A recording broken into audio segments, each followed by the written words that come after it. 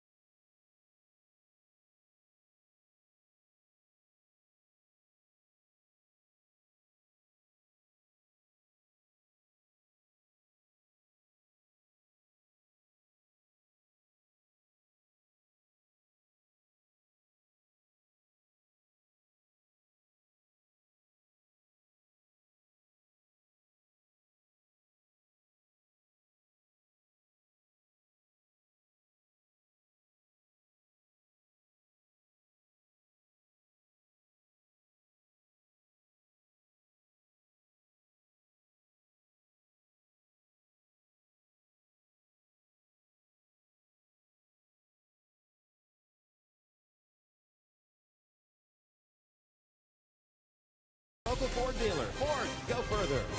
Nice Cincinnati USA Regional Tourism Network. Stay close to CincinnatiUSA.com.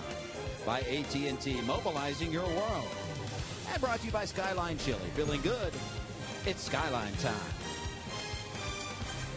And hi again, everyone. I'm Jim Day, right by the Reds dugout. The Reds certainly carry some momentum into this series, taking 2 out of 3 in Milwaukee. And man, are they carrying some offensive momentum into this series. It is part of our Elk and Elk storylines, brought to you by Elk and Elk, serious lawyers for serious injuries. Reds on the offensive Sunday at Milwaukee. 13 runs, most in 143 games. Last time they did that was 2013 in July.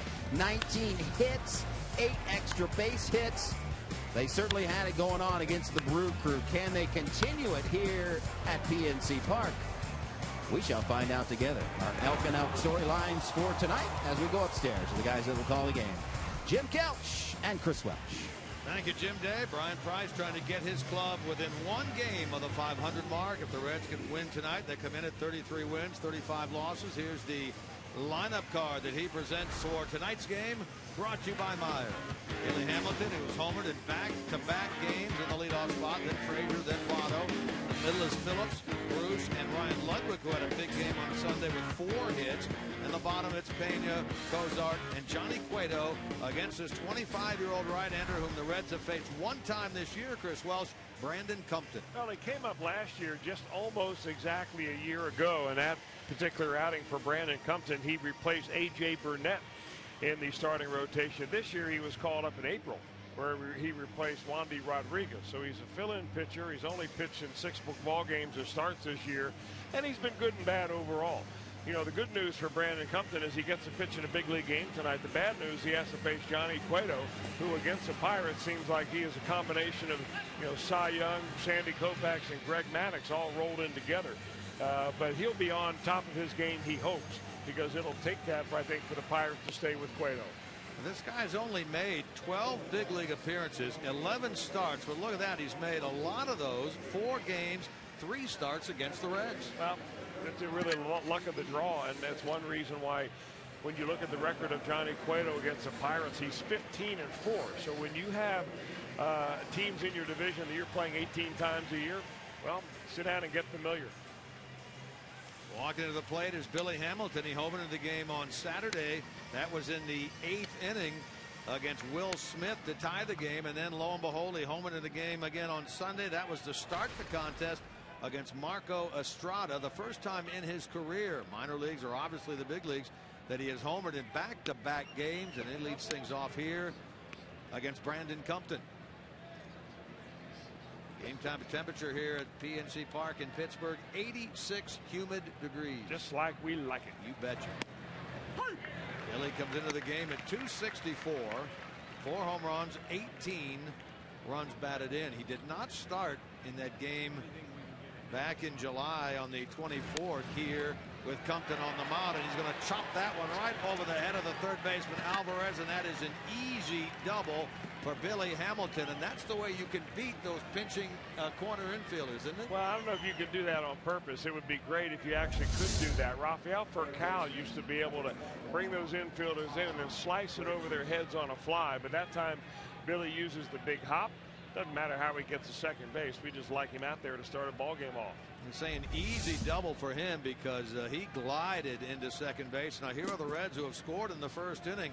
All 3 games of the Milwaukee series. They scored in the first inning of the final game of the Dodgers series. So they're sitting on 4 consecutive games in which they have produced a first inning run, and there's a bunt by Frasier, unfortunately for him, in the air, back to the mound. You know, I think Todd really has to decide whether he's going to bunt as a sacrifice here and move him over, or go ahead and swing away, because he, you know, it's not a bad idea. I mean, I've seen him practicing bunting and get the bunts down and so on. He just happened to get under that one, but he's probably thinking about, man, that's a wasted at bat right there, and I'm sure he'd like to have it back.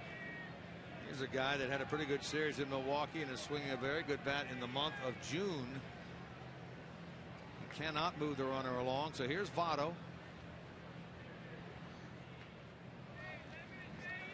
Joey, one of the many Reds players, in fact 6 of them, that had a multi-hit game on Sunday against Milwaukee. Joey was 2 for 4. So he's played in and hit in 6 games since coming off the disabled list in the 3rd game of the series at home against the Dodgers. A little cat and mouse game going on, as there always is when Billy Hamilton is on base. You've got the shortstop Jordy Mercer very close to the bag. And Joey Votto likes to use that hole there between third base and shortstop, and it's mighty wide right now. That's the hole you were talking about on the pregame show, the 5.5 hole, right? 5.5 hole according to Tony Gwynn, and he had a lot of his hits there. And Joey Votto's the same type of approach, has obviously a lot more power than Gwynn did. But he's a guy that stays inside the ball, likes to drive it the other way. In fact, the Pirates are really playing him to not drive it, but to, if he hits it to left field, to just kind of loft it up, because he's got the left fielder very close to the left field line.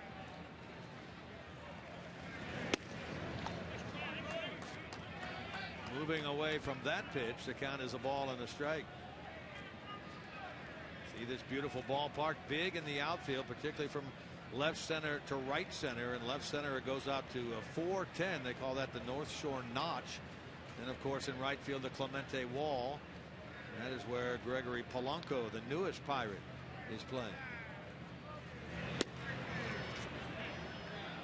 Now Votto gets ahead 2-1.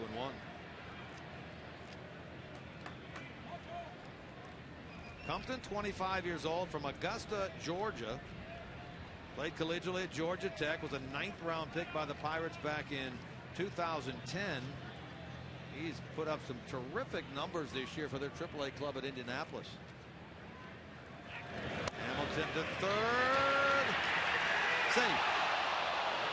He got his hand in there, according to Jerry Lane, the third base umpire. Here comes Clint Hurdle now out of the dugout. He'll walk slowly for his video folks to take a good look at it.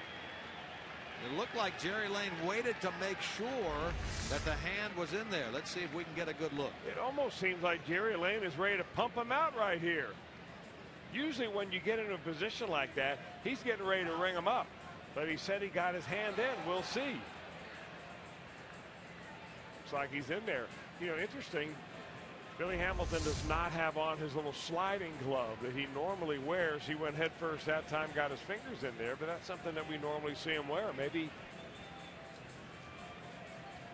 he didn't get to it because he was on second base. It'd be his 26th if the call stands, and apparently it will, because Clint Hurdle is walking back to the dugout. Chris, I agree with you. I thought Jerry Lane was ready to ring him up, and at the last minute said safe. It's tough to steal third in that situation with a left-handed batter up and that right side of the box there free for the catcher. Well, it kind of messes up the defense too when you have a runner at second base, because they want to swing Joey Votto's defense way around the pole. At 3-1, he lines it into right center, and just like that, the Reds score in the first inning. 5th consecutive game in which they have done that. And they take a 1-0 lead. RBI number 17 for Votto. Well, our slow-mo look at that slide in there, man, that is so close. But not so definitive that the Pirates would waste a review flag on that particular play and maybe have it denied and lose it for the rest of the game. Remember, they have to get him before he touches the base. The old term, the tie goes to the runner. You have to get him before he touches the base, not at the same time. And that looked like it was almost at the exact same time. You know, I think for one of the purposes of the replay is eliminate the tie. I mean, there really shouldn't be a tie, right?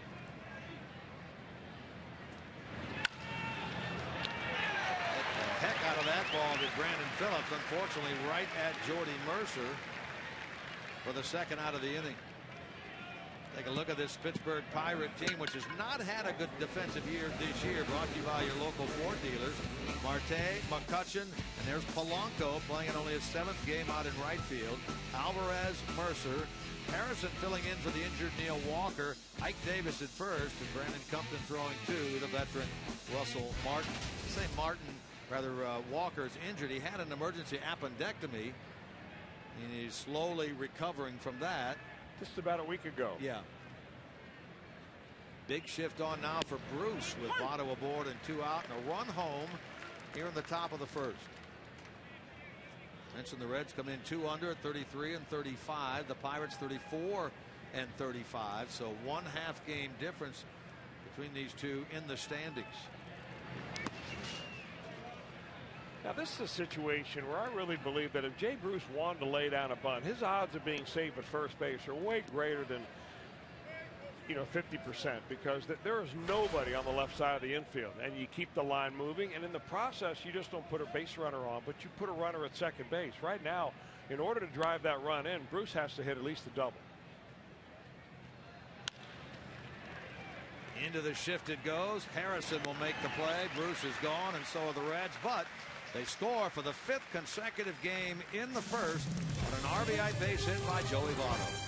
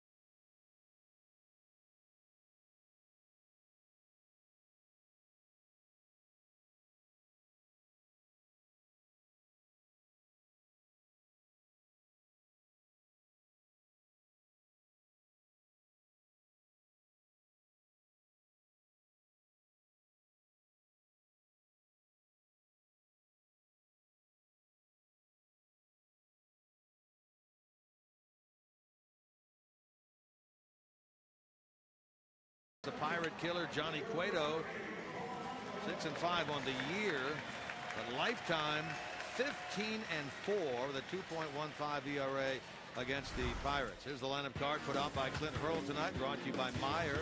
Polanco there in the #1 spot, then Marte, then the very hot Andrew McCutchen, Ike Davis in the 4 spot, Russell Martin and Pedro Alvarez, followed by the Cincinnati native Josh Harrison, Jordy Mercer, and Brandon Compton against Johnny Cueto in his 15th start of the year. Yeah, Johnny Cueto makes start number 15. He's already has 12 quality starts in his 14 that he has had. Don't try to be something extra tonight, Johnny. What you've been against the Pirates is plenty good enough.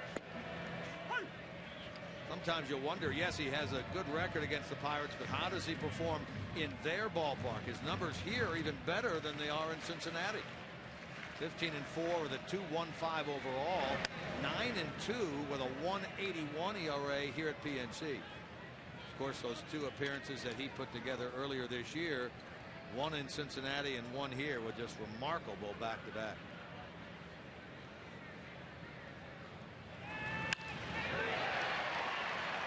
Hamilton gets the beat on it and makes the catch. Boy, he battled the sun there and really had to concentrate to catch that line drive. And Chris, our first look at the young 22-year-old phenom, Gregory Polanco. Well, I was down watching him take batting practice, and I can tell you he's got a very sweet swing. The coaches talk about him effortless, getting the bat through the zone, putting backspin on the ball, all the things that you look for in a young prospect. And he has been ballyhooed really ever since the day that he was signed at age 17 back in 2009. Got out to a slow career start his first couple of years, but boy, starting in what, 2011, 2012, he really blossomed. And he gets better numbers as he moves up through the minor league system. It almost seems like he's made AAA pitching easier to hit than AA, which was easier to hit than single A. Asked Steve Blass about him before the game. Steve, the former Pirate pitcher, now does color commentating on the Pirates radio and TV broadcast. First thing out of his mouth, 5-tool guy. Starling Marte swinging a pretty good bat as of late now. The Pirate left fielder comes into the game at 261, 5 home runs. He's driven in 24. He's hitting 7 in a row. He went through a stretch right before the hitting streak began, 0 for 23, 3 for his last 39 until he started turning things around here as of late. We were here earlier in the year. Remember, he was the Pirate leadoff man. Here's what we're talking about. 469 during the streak.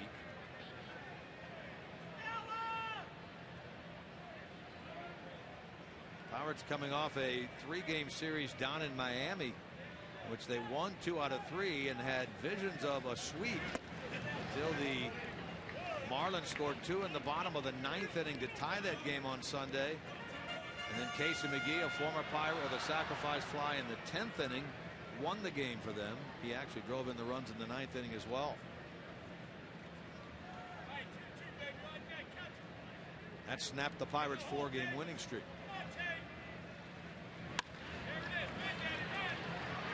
Cozart will throw out Marte, and the first 2 are retired here in the bottom of the 1st inning. Reds defensively, the best defensive team in Major League Baseball. Brought to you by your Ford dealers.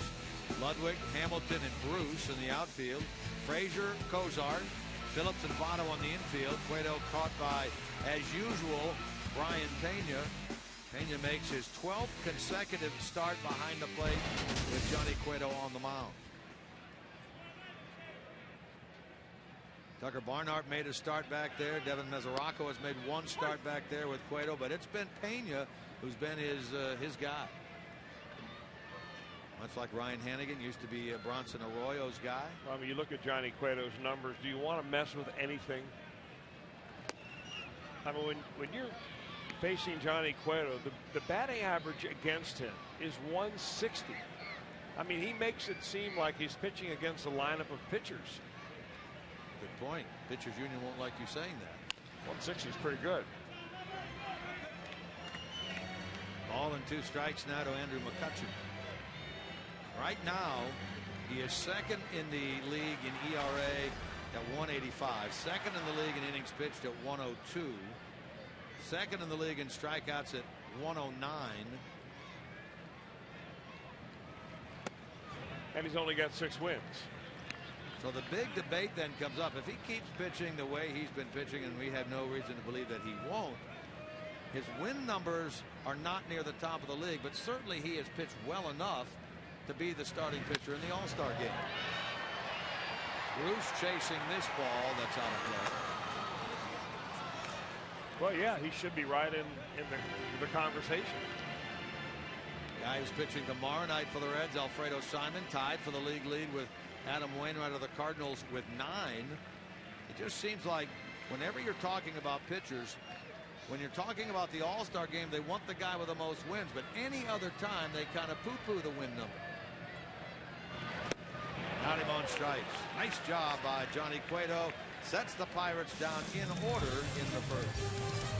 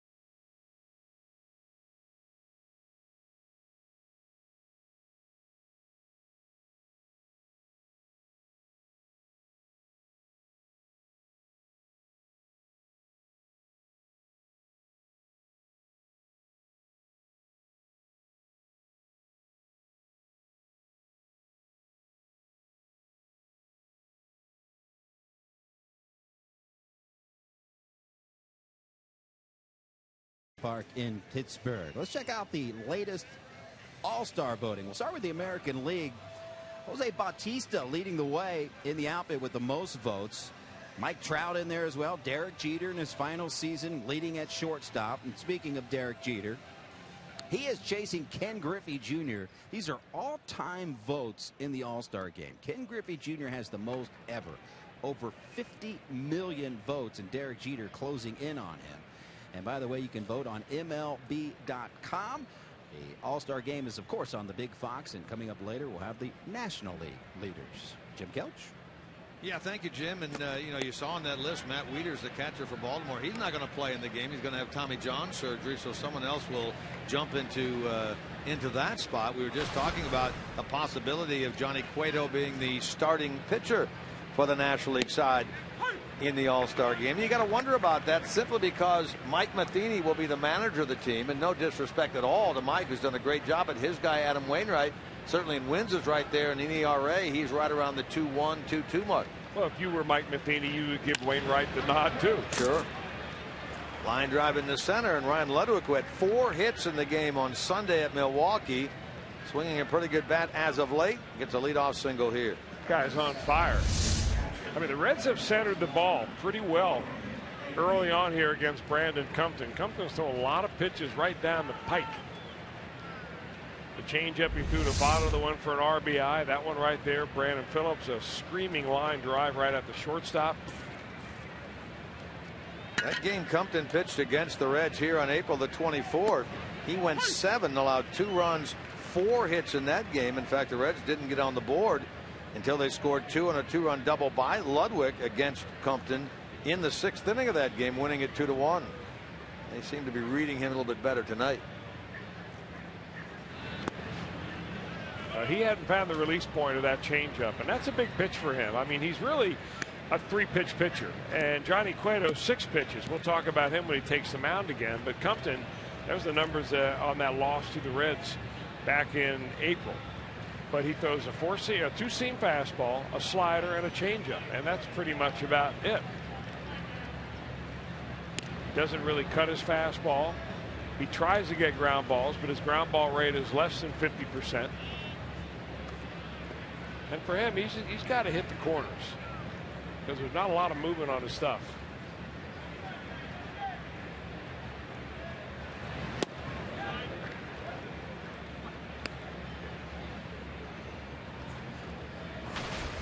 Pena comes into the game at 262. 3 home runs, 13 runs batted in. He last started on Saturday in Milwaukee, went 1 for 3 in that game.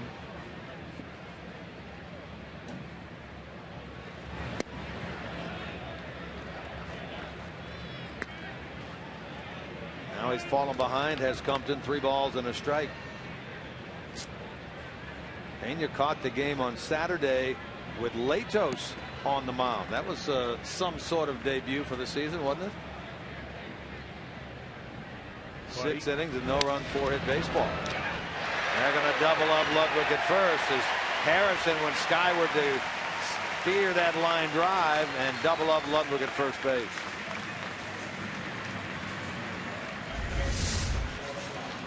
Really nowhere to go for Ryan right here. I know he read that as a ball that was going into right field, but unless you take a late peek and you know exactly where that guy's playing, or you know what his ability to jump. And Josh Harrison getting a chance here, isn't he? Cincinnati native was before Polanco was out in right field. He was getting some time out there in right. Their right field spot has really been a sore spot for them pre-Polanco, and now with Walker on the DL, he's done a pretty good job at second. A really nice player for him.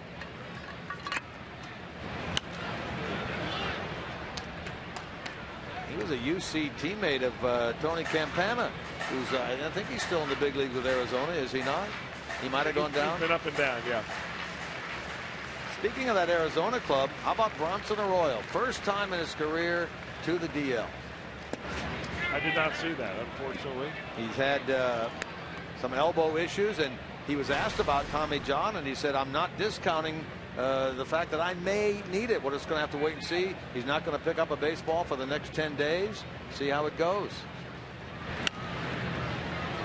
He's won, what, 6 or 7 games for them. From a win standpoint, he's done a pretty good job. That really hurts an already depleted Arizona Diamondback team's pitching staff.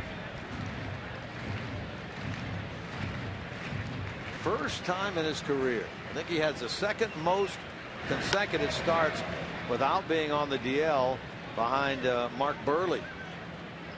I read it was 300 and some. Burley is a little bit more than that. Unfortunate for Bronson. Unfortunate for the D-backs. Let's hope he recovers in quick fashion. 1-2 to Cozart.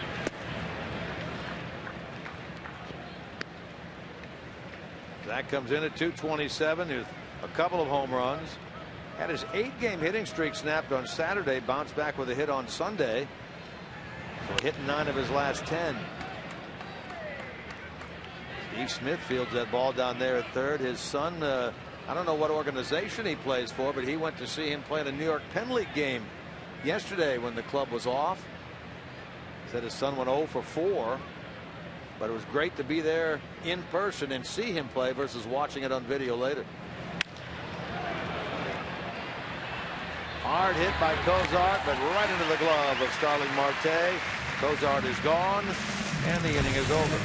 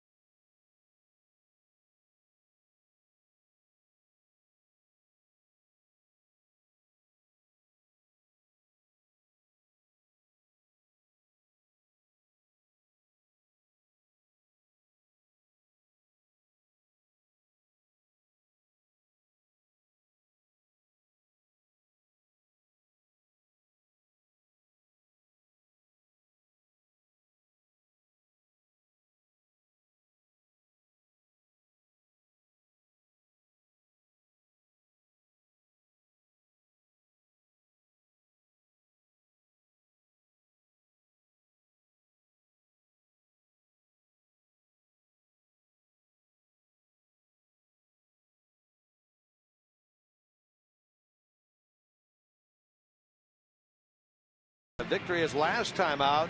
No walks, 12 strikeouts, and a win against the Dodgers, leading us right into our IGS Bringing the Energy feature. Cueto, in fact, has done it twice this year. He also did it against these Pittsburgh Pirates. Here's the last 6 National League pitchers that have put up those kind of numbers. Big names there. Cliff Lee, Randy Johnson, Mark Pryor was in the Reds organization a couple of years ago. Kurt Schilling as well. Our IGS Bringing the Energy feature. Cueto comes in 109 strikeouts. Second behind Steven Strasburg of the Nationals with 113. You would figure he would surpass him tonight. Figure also he will retake the league lead in innings pitched. Julio Teheran of Atlanta with 105. This inning with Cueto now is 104. Ike Davis been with this club now a couple of months. He was acquired, of course, from the New York Mets. Traded on the 18th, so this would be, what, 2 months since he left New York after he'd hit a grand slam there against the Reds. Came here, hit a grand slam against the Reds again. In Ike's case, it was escape from New York. Well, you know, it didn't start that way a number of years ago when he first showed up on the scene out there. Well, a former #1 pick, a lot of high hopes for him. Of course, he came from Arizona State. He was a teammate of Mike Leake. But as he went south, the fans went south on him. Phillips to his right, knocks it down. Is he going to be able to get it there? He does in time to get the former Sun Devil. Davis is gone 4-3. Leadoff man gone. Yeah, it's the one thing that we overlook on Brandon Phillips a lot is his ability to stay with it when he knocks a ball down or he temporarily bobbles it. I always remember my first couple of years in pro ball. The coaches who coached the infielders were all over the infielders because the normal thing to do is when you bobble a ball, you hang your head, you walk over to it, and you pick it up. But they're on you to get on the ball immediately. You might be able to make something out of nothing, and Brandon does that an awful lot. So Cueto has faced and retired the first 4 in this game and deals now with the Pirate catcher, Russell Martin. Martin, another one hitting the ball pretty well as of late, overall at .275. Here at home, he's well over 300 at .339. He offer up at that ball? Board says a ball at 2-0. It almost looked like he offered at that thing.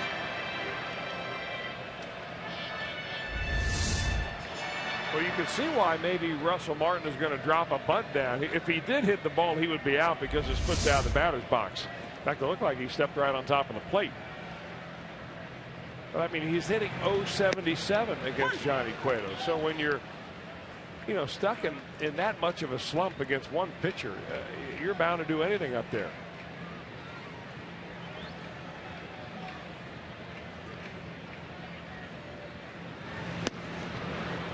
Two and two. I mean, you just look up and down the batting averages against for Johnny Cueto. I mean, Starling Marte is 0 for 11. Ike Davis 2 for 13 now. Russell Martin 1 for 13. And the only guy who's done anything at all is Andrew McCutchen. And for him, 261 against a guy he wouldn't consider that very good. They take the 4 home runs, but yeah, you're right. The batting average is not what you would expect. McCutchen, by the way, yesterday was named the National League's Player of the Week. He had an incredible week. He's had an incredible month. Only halfway through, a little over halfway through. Jams Martin there and fouls it away.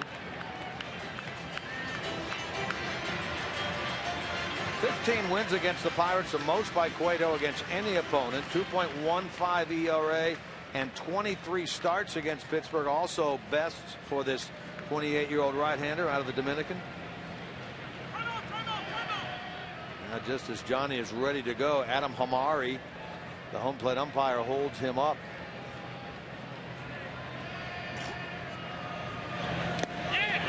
Did he go? He did not. And that is ball 4, and there's your first Pirate base runner. 3-2 walk to Russell Martin. Reminder, as we enjoy tonight's game, we look forward to bringing you our Miller Time moment of the night a little bit later on, brought to you by Miller Lite. Now, Cueto, we mentioned earlier, has had 2 no-walk, 12 strikeout games this year. He will not have that again tonight as he walks Martin here. Now deals with Pedro Alvarez, another one that he has handled pretty well. Pedro is 5 for 25 lifetime against Cueto.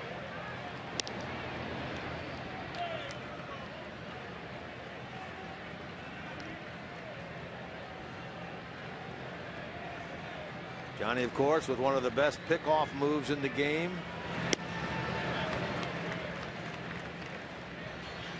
Martin doesn't figure to be doing any running, although he does have 3 steals on the year.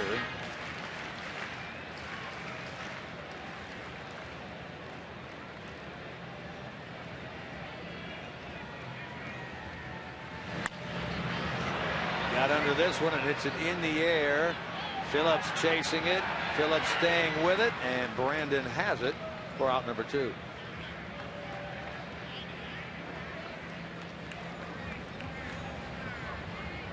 Alvarez out number 2, and here is Josh Harrison. He's done an admirable job in filling in for Nia Walker. We mentioned that Walker has had an emergency appendectomy. He's been on the disabled list since the 9th, 8 days ago. Walker had been playing some right field there. That right field spot for them has really been a bad subject. Jose Tabata, Snyder, neither of them have really been getting the job done out there. They went to Harrison. He's done a pretty good job. And then when Walker went down, they moved him into second base, and he's responded offensively as well.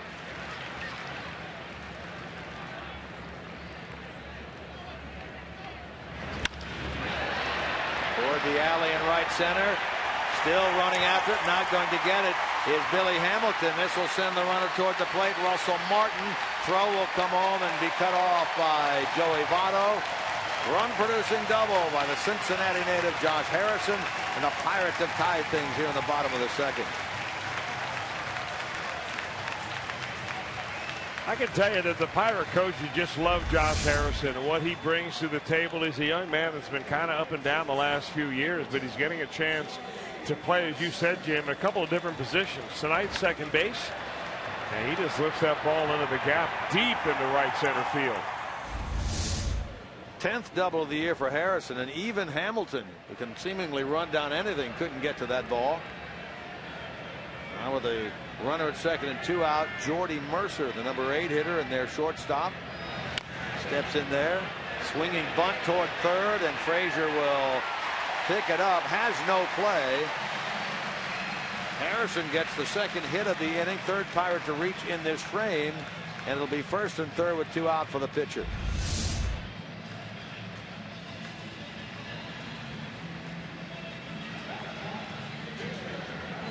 He was kind of hoping that Harrison would round that bag a little bit at third, and he could leap at it. Batter now will be Brandon Compton, the pitcher.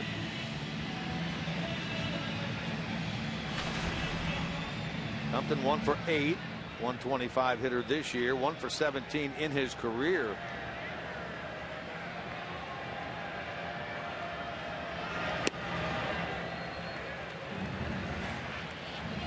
Red score in the first on a double by Hamilton to start the game, and 2 batters later a single by Votto. Pirates on the board here, 1 out walk to Martin. 2 batters later a run producing double by Josh Harrison.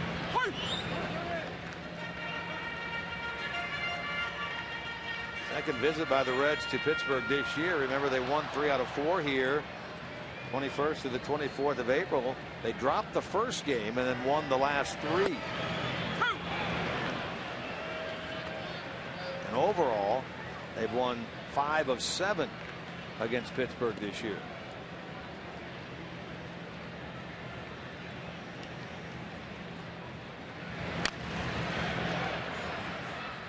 Well, the Pirates have to look at their results this year of their wins and losses and against 2, and they've got to wonder what the heck is going on against the Reds and against the Milwaukee Brewers.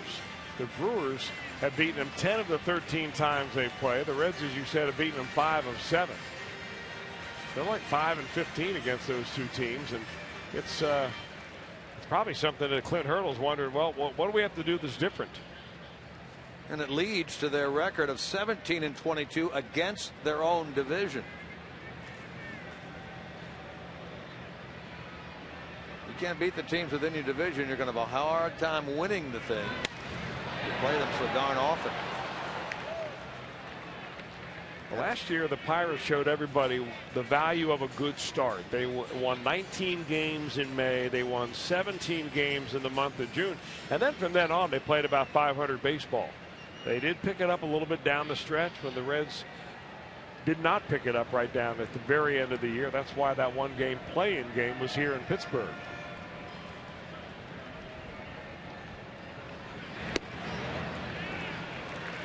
Hunter takes second base. Votto was playing behind down there against Jordy Mercer.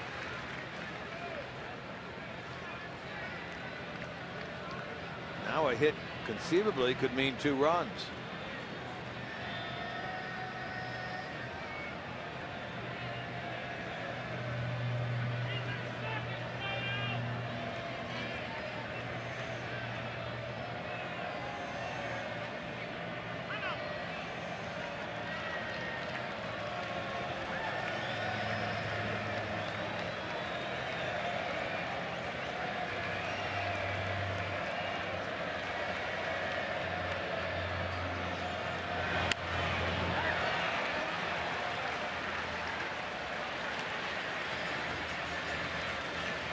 case you keep track of such things, Mercer is credited with a stolen base, his first of the year.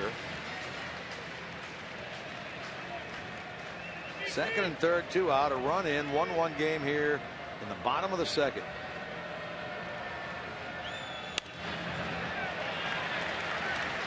Well, if you're thinking that Brandon Compton handling the bat pretty well, he should, because when he was in high school, not only was he an outstanding pitcher for Greenbrier High School in Evans, Georgia, but he was 31-3 as a pitcher, but he also hit .415 with 10 home runs in his career there.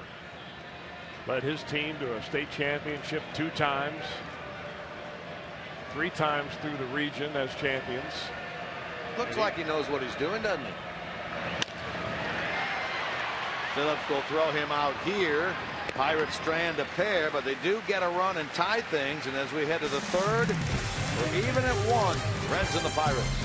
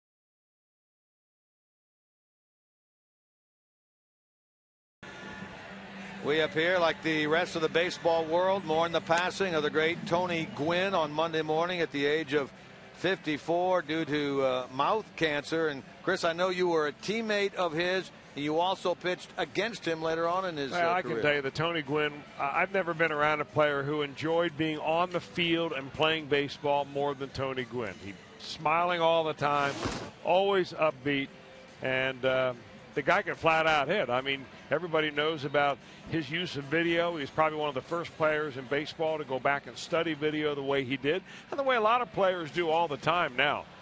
But the most interesting thing of all is that Tony Gwynn one time told me that he actually felt like he could make the pitcher mentally throw the pitch that he wanted in a certain situation because he was expecting it. He admitted, I don't know whether I'm just guessing along with him or I'm actually giving him a suggestion to throw me that low outside fastball so he could hit it right there in the 5.5 hole between third and short. And what a great guy, what a fine, fine player Tony Gwynn was. He certainly was for those Padres all 20 years that he was there. A game changer in our T-Mobile game changer. All those hits he amassed, 3,141 of them came in those 20 years with the San Diego Padres. 8-time batting champion, 15-time All-Star. He also a pretty good outfielder. He won 5 Gold Gloves in his career. Well, he was drafted in the same year that he was drafted as a baseball player. He was drafted in the NBA. And is a guy that, despite he's a big guy and kind of a roly-poly body, but he really could move. I mean, he's just so smooth out there. And occasionally, you know, you see him shooting hoops, and he was pretty good. I think I read he was a point guard, wasn't he, for San Diego State? I think he still holds the assist record, if I'm not mistaken. Heard that somewhere today. Yeah, he went from his baseball career with the Padres into the coaching job at San Diego State, where he had taken a leave of absence in March of this year to battle the cancer that ultimately took his life. And you had a great story earlier about he and Joe Garagiola. Well, you know, Tony Gwynn was always a guy that had, like a lot of us, would chew tobacco. And I did for a few years when I was playing baseball, gave it up really as soon as I got out of the game. But Tony did it for a long time. Of course, he played for a long time. And at the very end of my career, I was talking to Tony Gwynn behind the batting cage, and here comes Joe Garagiola, who's probably in his 70s by then. He had a really big campaign going to try to stop the use of smokeless tobacco in baseball. And he went right up to Tony Gwynn and got right in his face. Said, "Hi, Tony, how are you? When are you going to give that stuff up? It's about time you did, because you're putting pressure on parents around the country. Kids see you. They want to be Tony Gwynn. When are you going to give it up? You're a bad example," and so on. It made Tony feel pretty bad.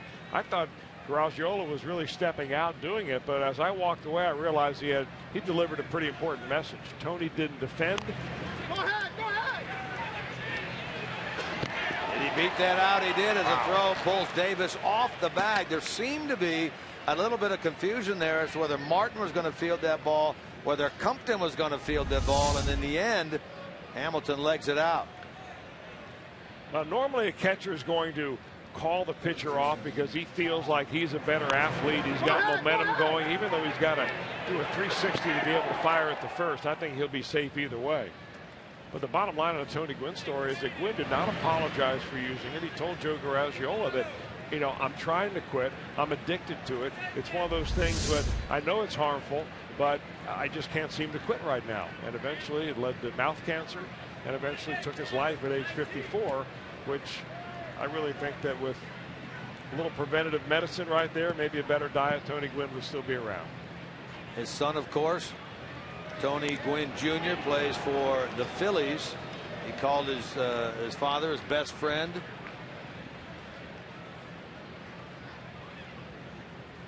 He also had a daughter, he and his wife Anisha.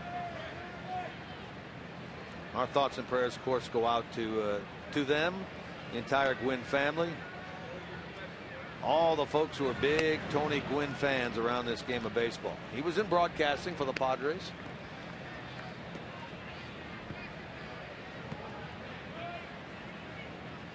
So in a short span of time, we get the passing of Tony Gwynn, and a week or so ago, Don Zimmer, Cincinnati native, passed away in his 80s. Bob Welch recently, the Dodger pitcher, Oakland pitcher, passed away recently. We've lost some big name baseball people. Very young there too. Bob Welch, under 60 years old, and Chuck Noll here in Pittsburgh. Chuck was in his 80s, 23 years as the head coach of the Steelers.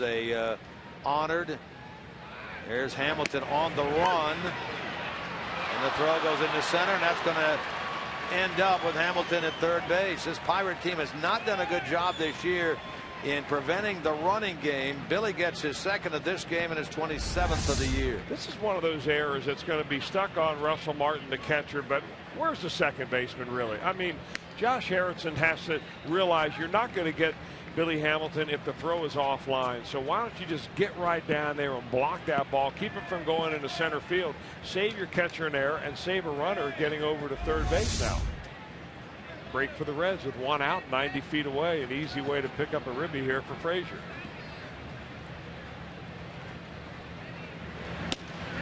Or Russell Martin could do what some other catchers like Yadi or Molina do from time to time, and simply not throw it. Just flip it back to the pitchers to make sure that that ball doesn't go into center field. If they feel that the runner got such a good jump, regardless of what they do, they're not going to get that runner out at second base. Remember, Frasier in the first inning tried to bunt Hamilton along from second. Popped it up. Now he bats with a runner at third. Hamilton, by the way, his 6th multi-steal game of the year here tonight.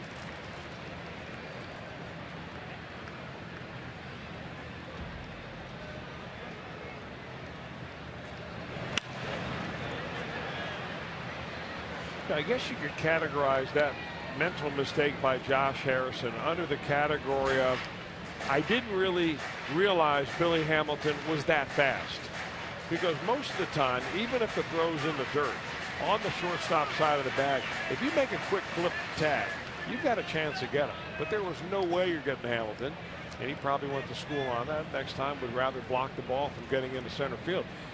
See if Frasier can pick him up here. All he needs is a fly ball. He chased that breaking ball that went low and outside, and he strikes out. So Todd's had 2 non-productive ABs in this game thus far, and that's the second out. Big strikeout right there for Brandon Compton. I mean, that's about as good a spot you can throw that slider as there is. Looks like a strike. By the time it gets to the plate, it's 6 or 7 inches off the dish. So now Votto drove in Hamilton in the first inning, has the opportunity here again in the third. Do you think that helicopter is all part of the protection for the president who's in town this afternoon? Yeah, did you get to see him today? I did not. Did you get the invite? No, I did check my mail the last couple of days. You're so busy. Cool Joey there. 0-2. You and our main man, Jesse Jackson, drove over from Cincinnati this morning. And we did. We stopped in one of the greatest places to eat on the way over. If you ever drive to Pittsburgh, you stop in St. Clairsville. That's a village or the little town right before you get into West Virginia. And eat at Melman's Cafeteria. It's been there forever, and what a classic spot. It's a throwback visit to the 70s, right? I like those kind of places. Oh, yeah, I know you would. Jesse did. How did you find out about it? A local told me. Actually, my sister, who lives in Columbus, has been there and told me about it. I think also around the same time, somebody else told me about it. That it's a classic spot. That one of those kind of slices of Americana that you shouldn't miss. You know, a lot of times, Cafeteria. A lot of times people build places like that up, and then when you go there, it's not as good as you had thought. But this one lived up to its billing. 4.5 stars on Yelp, and I'm right there with it. Excellent. Excellent.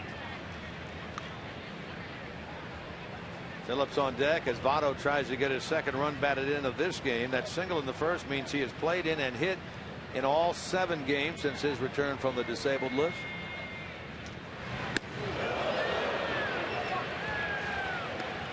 He was spun around like that on Sunday in Milwaukee. Now he's spun around here by Compton. Well, he ended up getting a base hit after he was spun around on Sunday. That pitch, pretty good location if you're looking at it from a pitcher's perspective. But some guys just aren't intimidated. I think Votto might be one of them. They're going to come right back in there. Down goes the bat. Down goes the helmet from Votto. That is a rare showing of emotion there by the Reds' third baseman as he strikes out.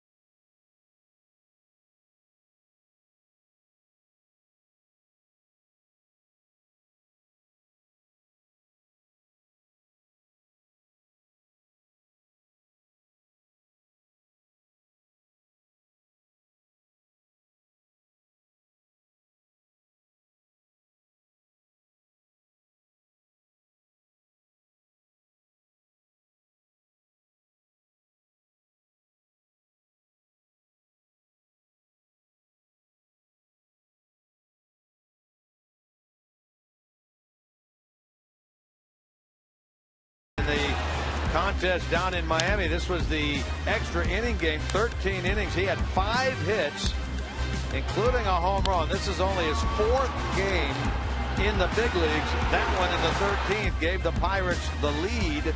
He went 5 for 7 in the game, becoming the first player in big league history, 5 hits, including a home run in a game within his first 4 career games. I'm sure that there are players that have played 10 years and have never had a 5-hit game. No doubt. He has one in his 4th game. Well, highly touted. Lined out to center his first time here. Will drop this one in front of Billy Hamilton. So he's played in and hit in 7 games with the Pirates.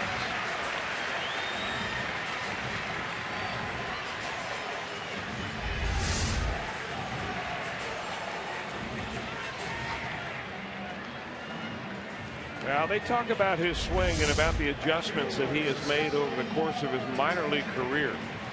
Jeff Livesey, who is now on this major league staff as the assistant hitting coach, was the minor league hitting coordinator. So he's worked with Polanco for a long time, mainly trying to get him to shorten his swing. He said he was long with everything, long arms, long legs. In fact, when they first signed him, one of the scouts looked at him and said, well, he looks like a sick giraffe because he's got long, skinny legs, long arms, and at 17 years old, he probably weighed about 140 pounds.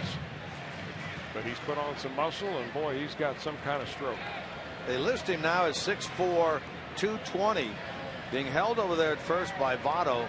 He has not yet stolen his first big league base, but this guy put up some prolific stolen base numbers in the last few years. He had 38 last year, 40 the year before that in the minor leagues. I say prolific, not Billy Hamilton prolific, but pretty darn good. Yeah, you add those two up and you have half of what Billy Hamilton did in a year.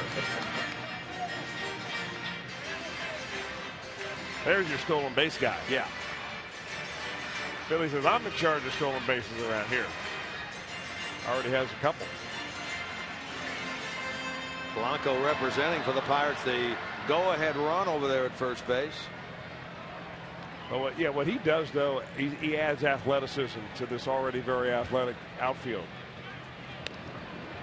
A nice story in the local paper today about the 3 outfielders, Polanco and McCutchen and Marte, all under contract or what's the term I'm looking for in terms of Polanco, control for, I think, through like 2021, so a long time. They're very happy about the prospects of their outfield over the course of the next 5 to 7 years.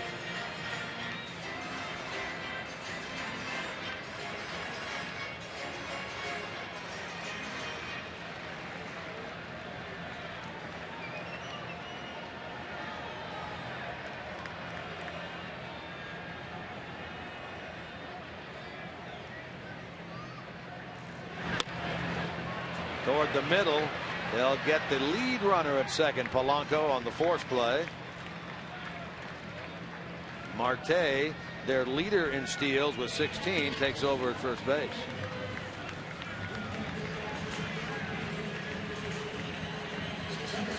Here's Andrew McCutchen. Tonight's steal power tool performer is the center fielder of the Pirates. How about in the month of June? 421, 7 homers, 18 runs batted in. All best in Major League Baseball. We mentioned earlier he has been named the National League's Player of the Week for this past week and is well on his way to potentially winning the National League's Player of the Month award should he continue along the same track he's been on.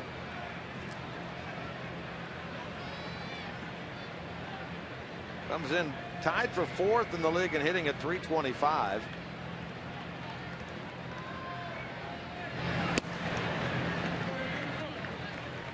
Finds himself as McCutchen 3 hits shy of 900 in his career. Comes into this game at 897 career hits.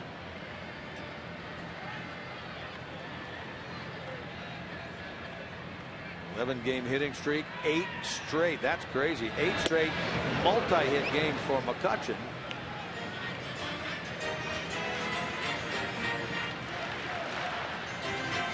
We talked earlier the fact that, well, he's hit 261 very pedestrian against Cueto. He does have 4 career home runs against him.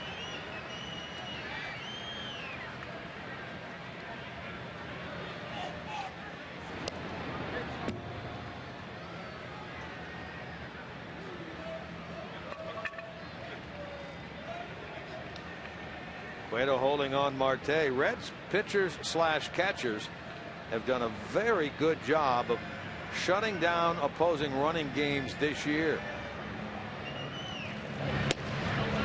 They've only allowed 24 steals. That's 3rd fewest in the National League. Cueto has allowed 2 of them. It was a couple of years ago, you remember, he did not allow a steal of second base. All year, the only steal he allowed was a back end of a steal at the plate at Dodger Stadium.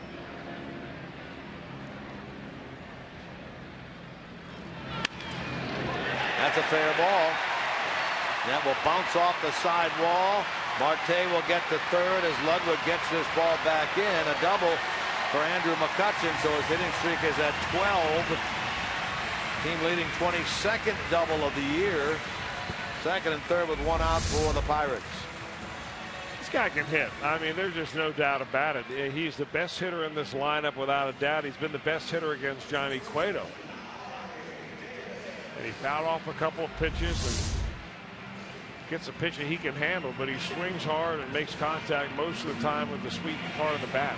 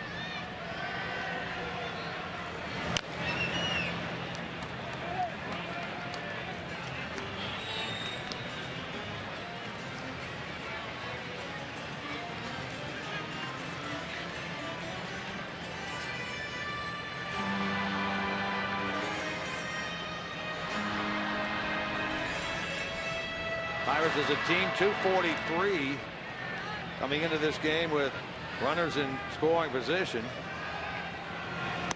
On the years, Davis takes a close look at that. It misses for ball 3. You know, it just appears that it's one of those nights where Johnny Cueto is just a little bit off. I mean, that's a pitch against the Dodgers when he struck out 12 in 6 innings. That pitch was a called strike 3. So now he runs the count full. He's got a base open with which to play, but he's got Russell Martin and then Pedro Alvarez next. Remember, he left that game against the Dodgers after 6, having already thrown 112 pitches. He's well on his way to that kind of evening tonight at 56 with only 1 out in the 3rd. Well, the game plan the Dodgers had, they executed perfectly, which was to treat Johnny Cueto like they were an American League team. Take a lot of pitches, foul a lot of pitches off. And like I say, he's just off. Those pitches where those games in which he pitches and he's really efficient, that's a strike. And it's a well-earned base on balls by Ike Davis. We'll take you right through this. Pitch by pitch brought to you by Mazda. And he's mostly going with hard stuff in early on. He wants a pop-up. He doesn't want a ball that goes into the outfield. He's going now outside, thinking that he gets a count of 2-2. He's going to try to backdoor him with a couple of sliders. And he misses outside. And he gives up just his 2nd walk of the ball game. So now Russell Martin, who drew a walk his first time and then later scored in a double by Josh Harrison, who Chris chronicled earlier, 1 for 13 lifetime against Johnny Cueto, 4 career grand slams.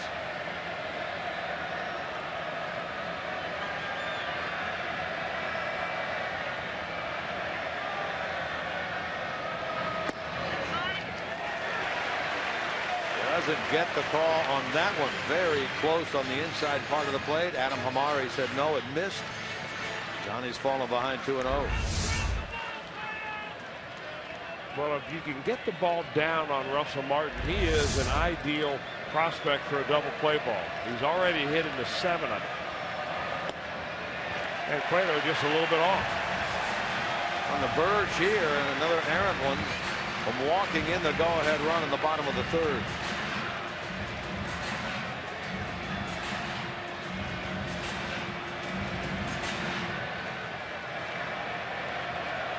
Marte at 3rd, McCutchen at 2nd, Ike Davis at 1st. Only 1 out. 3-1.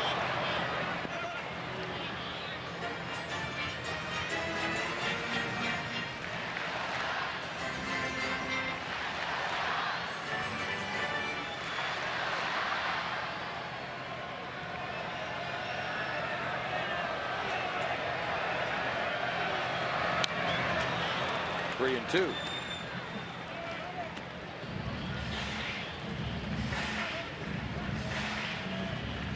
Pedro Alvarez waits on deck for Clint Hurdle's Pittsburgh Pirates.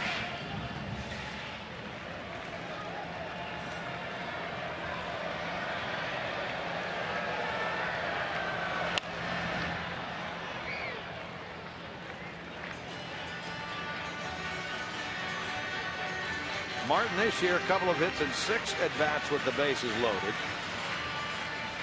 On the year, he's driven in 18. He has been a much better hitter at home than he has been away from PNC Park. Cueto's come back from 3-0 to 3-2. Martin making him work with another foul ball. Well, Cueto keeping that slider on him, hoping that he will continue to roll over on it, but roll unfair.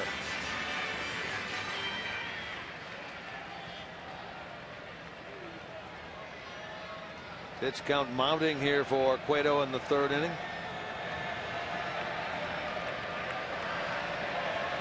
Eighth pitch now of this at bat upcoming.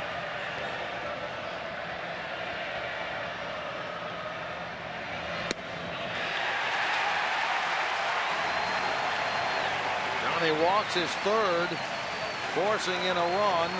The Pirates have taken a 2-1 lead as Marte touches the plate.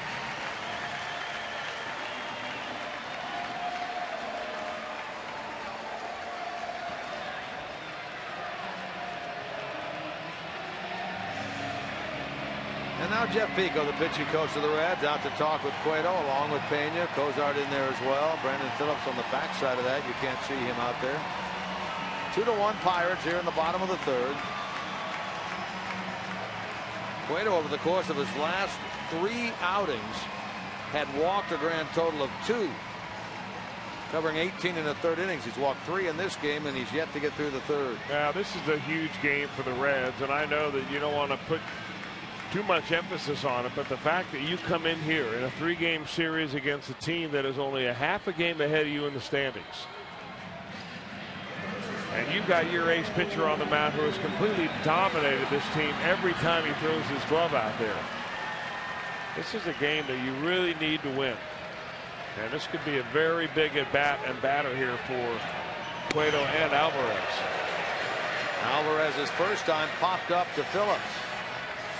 Couple of career grand slams for this Pirate 3rd baseman, and he 2 for 10 this year with the bases loaded.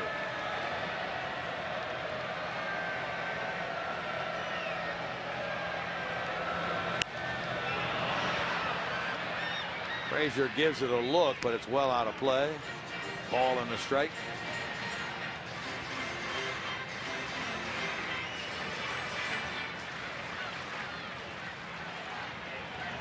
Alvarez along with McCutchen, they lead this club in home runs with 11.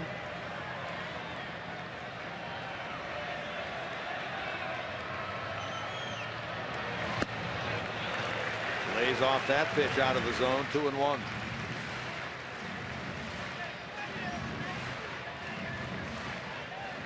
J.J. Hoover up and throwing in the Reds bullpen.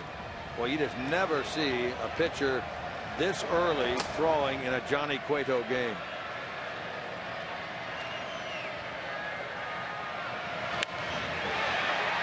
Toward Hamilton in center. Got a good arm. McCutchen will tag. Here he comes. Here comes the throw. And did they get him? They say they did. And that's a double play. Adam Hamari said out. No argument. And Billy Hamilton gets the outfield assist from center field. Doing it all, Billy. Take a look at it again as Hamilton and the Reds depart the field.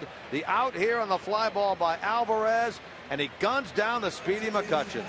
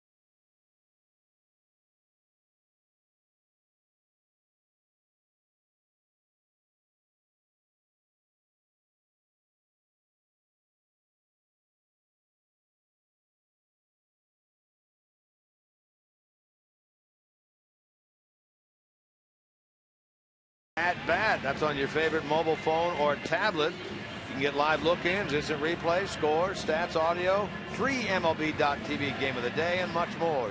Simply download on the App Store or visit Reds.com today.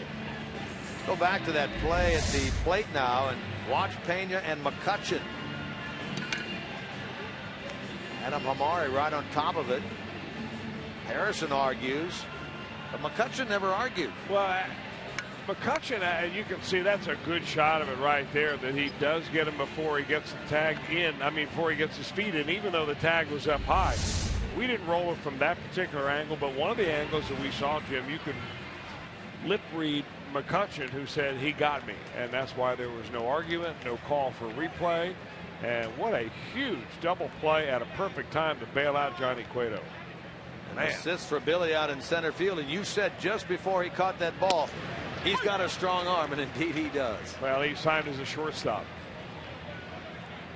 Well, his game has really been elevated here as of late, hasn't it? Talked to him in the clubhouse in Milwaukee the other day. He said, everything is kind of slowing down for me now. I'm getting a real feel for the game. You can tell.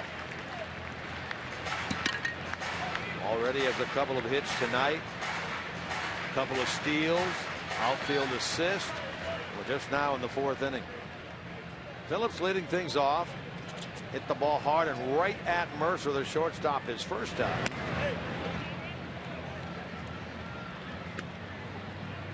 Phillips, then Bruce, then Ludwig here in the top of the fourth.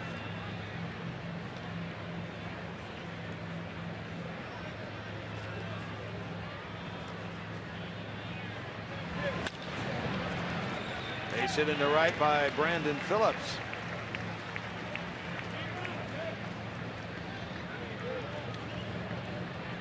Time now if you to tweet your photo using hashtag #OhioFanPhoto for a chance to have it shown in an upcoming game broadcast brought to you by AT&T. It's our fan photo of the night. We'll have one tonight for you just a little bit later on. Good start for the Reds here in the fourth. They get their 5th hit. Now Bruce rips one out into right center field. Let's see how far Brandon can get here. He's headed toward third. Steve Smith first had him going, then stops him as the throw comes in.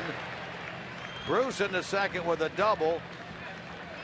Second and third with nobody out for the Reds, and for Jay, that's his 10th double of the year. Well, that sounded good coming off his bat. Hopefully that's the start of something big for Jay Bruce. Finds a perfect spot in the seam, little ball down and in, just slightly in, perfect wheelhouse for him. And with nobody out, there's really no reason to take a chance right here and have a runner thrown out at the plate. So you have runners to second and third as Phillips moves to third on that double. Big chances now for the Reds. The first one falls on the shoulders of Ludwig, who has been swinging a pretty good bat. 5 for 8 in the Milwaukee series. He now has a hit in 6 of his last 7 games.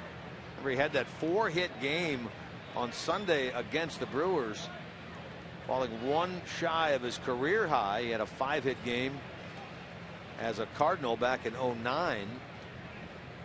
There's an opportunity here to add to his RBI total.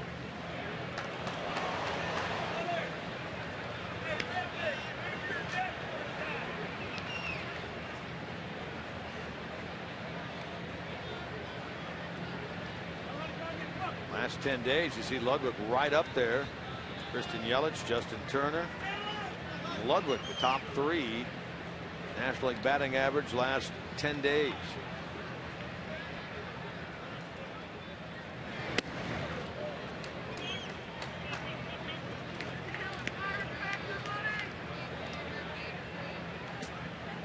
Ludwig, for the briefest of times, of course, was a Pirate a couple of years ago, back in 2011, and with the Padres traded to the Pirates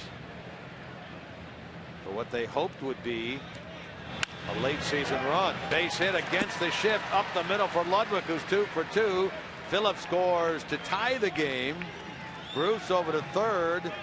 Boy, Ludwig trying to earn that everyday spot back out in left field. He's on pretty fire. Good job. I mean, he is just scalding hot right now. Had 4 hits, a few doubles the other day. Second hit of the game right there. That is such a good swing.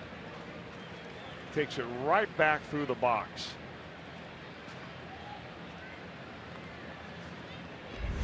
Ludwig's RBI is 21st. Game tied at 2 here in the top of the 4th, and so the Reds have had base hit to right center by Phillips, double ripped by Bruce into right center, single straight up the middle, hard hit by Ludwig, and now it's Pena. The runner will come home. They'll go to second, get an out there. No relay back to first. Give an RBI to Pena, his 14th of the year, and just like that, the Reds regain the lead at 3-2. Pena gets his 14th. Bruce scores. And the batter will be Cozart with a runner at first and 2 outs.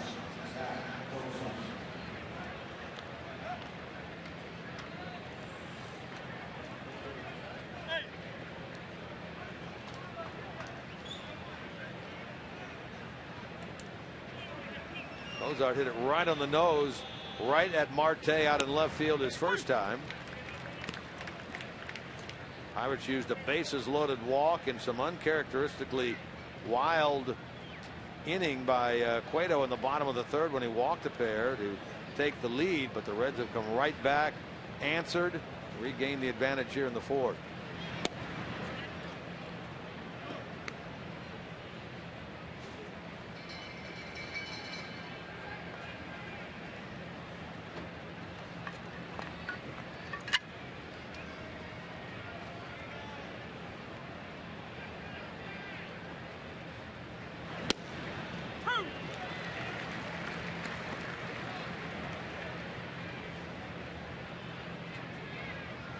Pitcher Cueto waits on deck.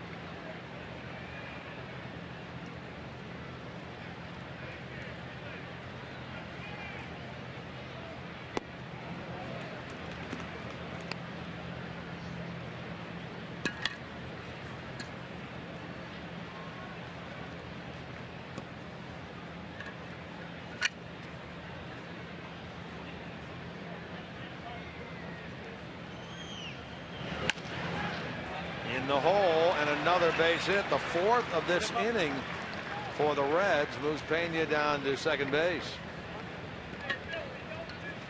Now tomorrow, an all-new episode of Reds Weekly. Catch up with Reds' first African-American player, Chuck Harmon.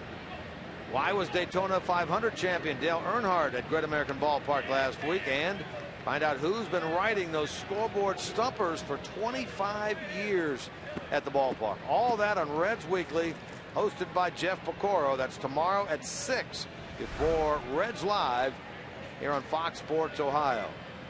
Produced, of course, by our good friend Ron Melanor. Marty likes to call him the ruggedly handsome one.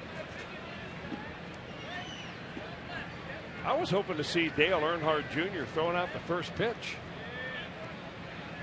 We never did. That was the game in which it was a big rain delay, right? Was it? I don't know. Yeah.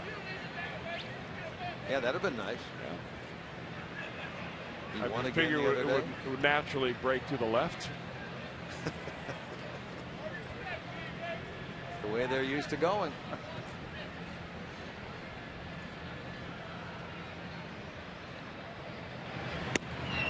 All those big boys going to be in town in what, 8 days or so, 7 days. They'll be invading Kentucky Speedway.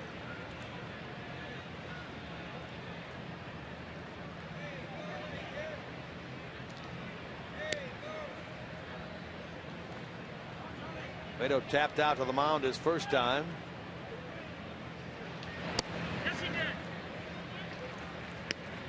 He did a pretty good job, Cueto did early in the at-bat, not bunting at pitches that were outside the zone. Could not pull that one back. This is not an easy spot for Cueto, nor for Brian Pena, who's not very fleet of foot. You've got to have a hard bunt down the third baseline, make sure that Alvarez comes off the bag. That's the only way you're going to make this successful. Trying to give Hamilton a chance with runners at second and third.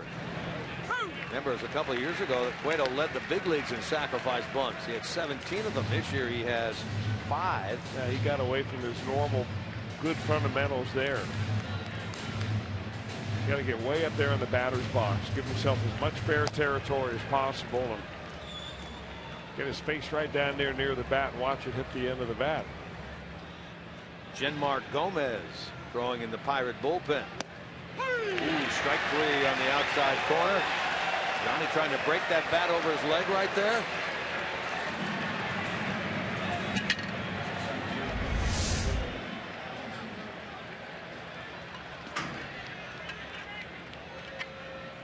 Ouch. Needs a thinner handled bat. Third strikeout for Compton. He may have had an argument right there, Johnny Cueto. Hamilton's 2 for 2. Double in the first, bunt single in the third.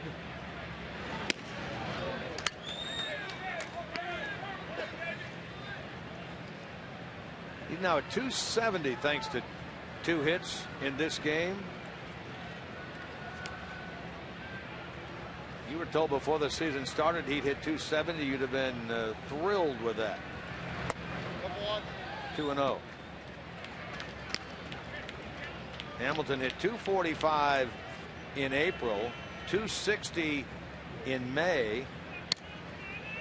Much better so far in the month of June. Sitting right now at 270. Very impressive.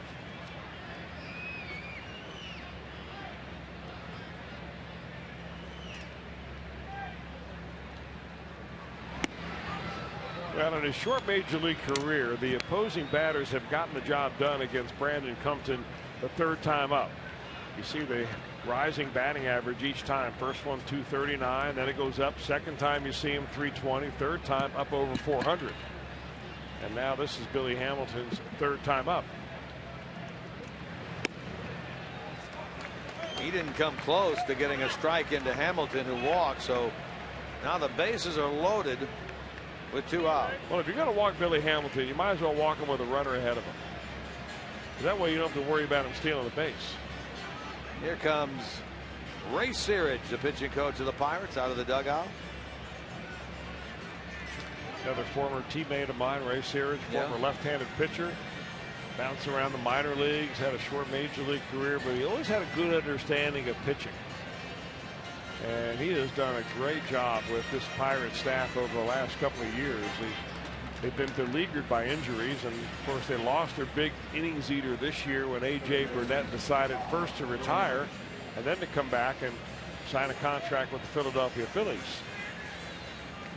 Well, they've been hurt right now. 3 of their 5 opening day rotation pitchers are gone. Francisco Lariano on the DL, Garrett Cole on the DL, Wandy Rodriguez, they released him. Compton has come in and taken up a spot in the rotation.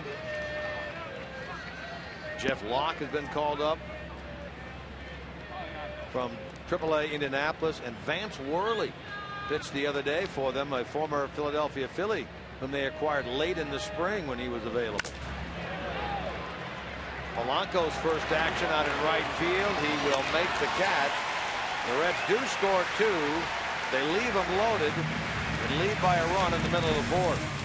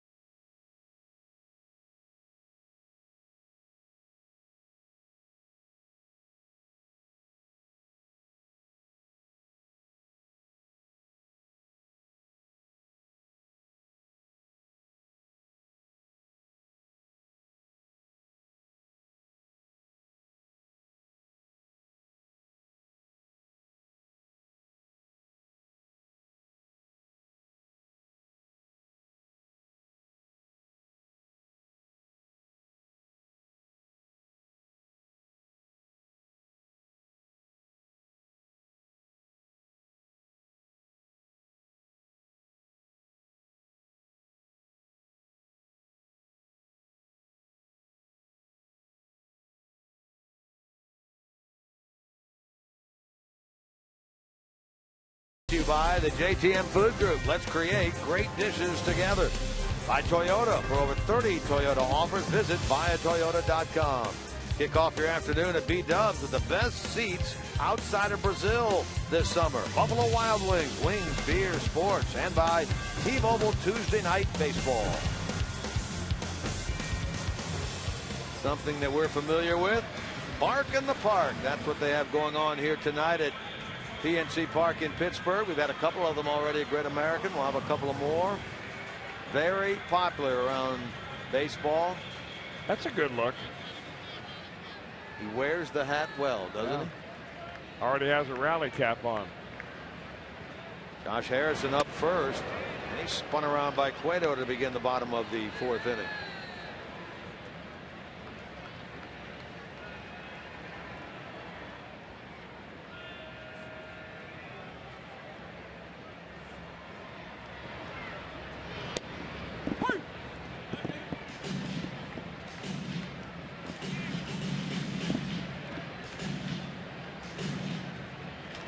RBI double his first time for Josh Harrison against Johnny Cueto.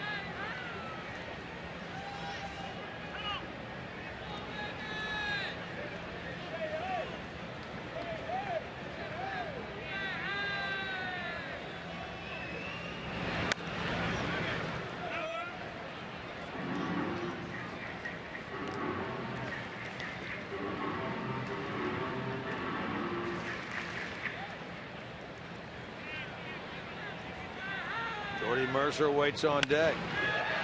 Same spot in which he hit the ball the first time. Harrison drives it this time short of the wall. Billy Hamilton there to haul it in for the first out. Right now on FoxSportsOhio.com, even though Bronson Arroyo is now for the first time in his career on the disabled list, check out the video to see what he had to say about leaving Cincinnati. Kevin Goheen writes about Vontaze Burfict's role within the Bengals defense. Plus, how did a court case involving an ex-Bengals cheerleader save the internet? Get complete coverage of all of today's action involving Ohio sports on FoxSportsOhio.com. Brought to you by 1-800-SAFE-AUTO. Drive safe. Spend less. Mercer, an infield hit. That swinging bunt down toward Frasier. Back in the second.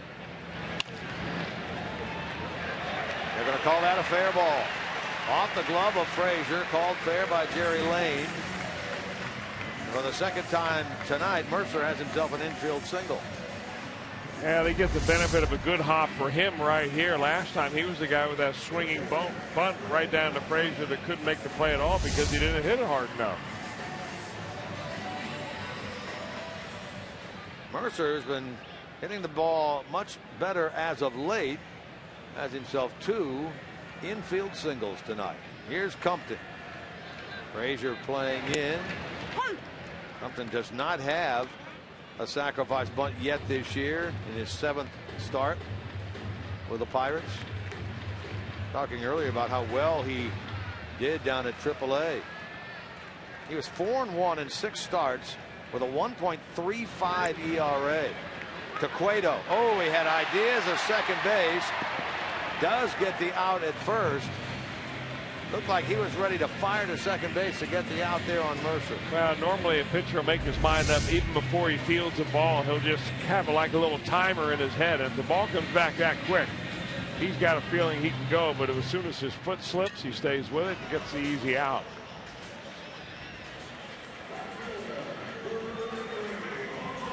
Almost threw that ball too softly to first, and Compton darn near beat him there. But instead, Mercer in scoring position with 2 out. Now Gregory Polanco, young 22-year-old rookie sensation of these Pirates, steps in there. He has a hit, single back in the 3rd. He lined out in the 1st. He's 1 for 2. 6'4", 220. Polanco out of the Dominican. Well, you're talking about how the Pirates have their outfield sewn up at least through 2017. Of course, McCutchen and Marte are under contract, but this young man doesn't have to be under contract.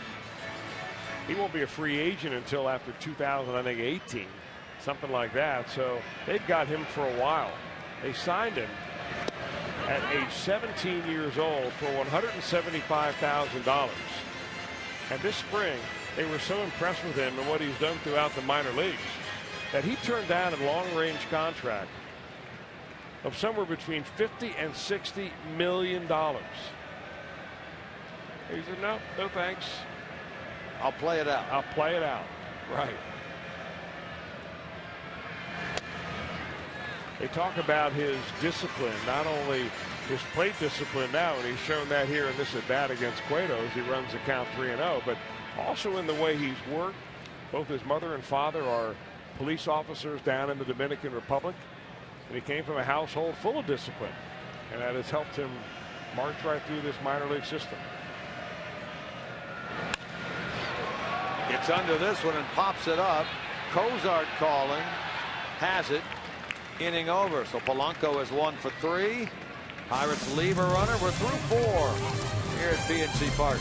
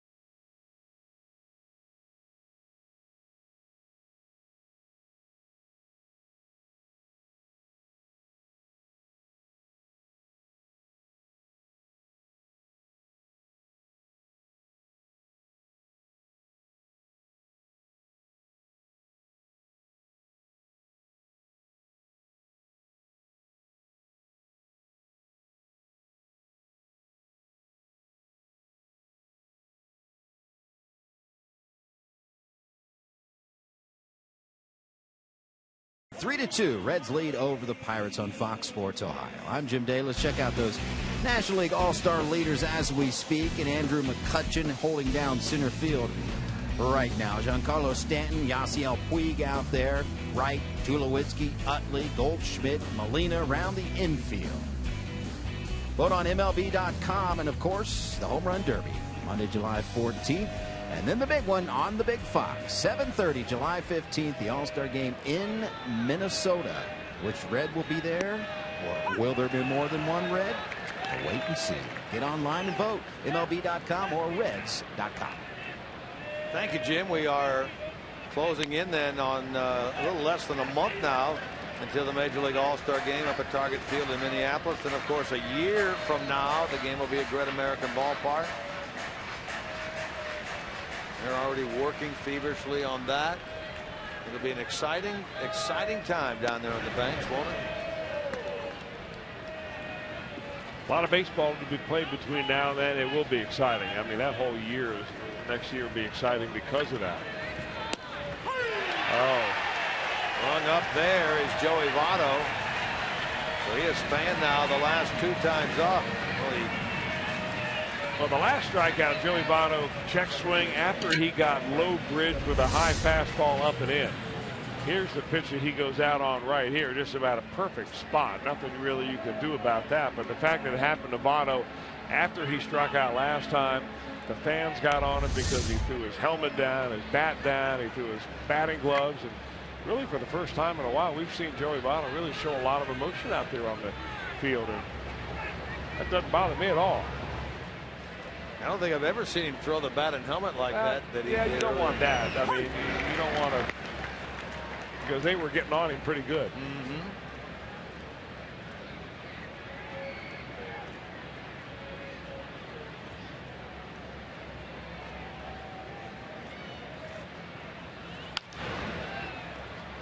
Polanco chasing this one near the line. Foul territory, and he slammed into that wall down there. He's all right. I imagine that when he gets back into the dugout, there'll be more than one player and or coach that comes over to Gregory Polanco and says, young man, there is no foul ball out there worth you sliding into a cement or a steel structure at full speed like that. Not at your age, not at what you mean to this organization. He's playing right field now, but his minor league years, primarily, he's been a center fielder. They switched him later this year. Well, you got Andrew McCutchen in center field, and that's going to be there a while. So the problem with playing right field is that there are more walls to run into. On the side of you and behind you. Yeah, he started at center with the Indianapolis club. They switched him in the month of May, really, to right field, figuring that's where he was going to play up here. And that's where he has been playing. He's leading off now as well. While he has done some leadoff work in the minor leagues, he's primarily, with his numbers and power, a number 3 hitter prior to coming to the big leagues. Harrison will make this play. Get Phillips for out number 2. Cheer on the Reds this weekend for only $12. They take on the Toronto Blue Jays at Great American Ballpark. Don't miss Reds baseball, fireworks, giveaways, and much more. Get your tickets by calling 513-381-REDS. You can visit select Kroger locations or go to Reds.com/tickets. $12. Purchase your tickets today. Big series coming up against the Toronto Blue Jays. Trying to make it to the postseason for Toronto for the first time since they won those back-to-back World Series back in the 90s. They are the leaders in the American League East going into today by a whopping 4.5 over the Yankees and 5 over Baltimore. Bruce, you can see him put his hand up, wanted time, didn't get it from Adam Hamari. Now he's in the hole 1 and 2. Well, an umpire really should not call or give the hitter time once the pitcher has started his delivery.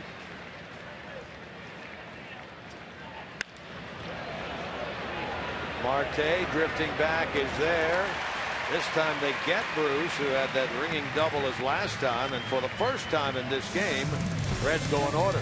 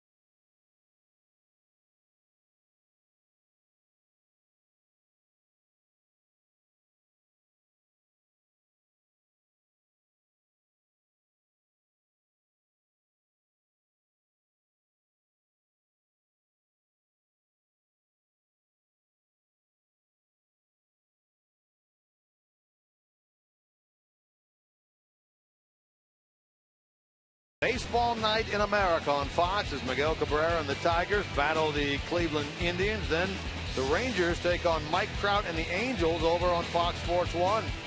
Our MLB doubleheader begins Saturday at 7 p.m. Eastern on Fox, then continues at 10 p.m. Eastern over on Fox Sports 1. Here we play to the bottom of the 5th inning. Starling Marte leads it off for Pittsburgh. He'll be followed by McCutchen and Ike Davis. Reds by a run at 3-2. They about hit the Pirates 8-5. Phillips will handle this ball. Marte is 0 for 3. A good start to the 5th inning for Johnny Cueto. He had a 4-batter 4th inning, which helped him considerably on his pitch count, considering he had labored in the 2nd and 3rd. He gets the leadoff man here. Well, he's got 83 pitches, so it's not like he's way out of control or way out of whack. I mean, the fact that he had a nice inning last time up is important, but this one even more important because now you're in the middle of the lineup. McCutchen, that double in the 3rd means he's hitting a dozen in a row.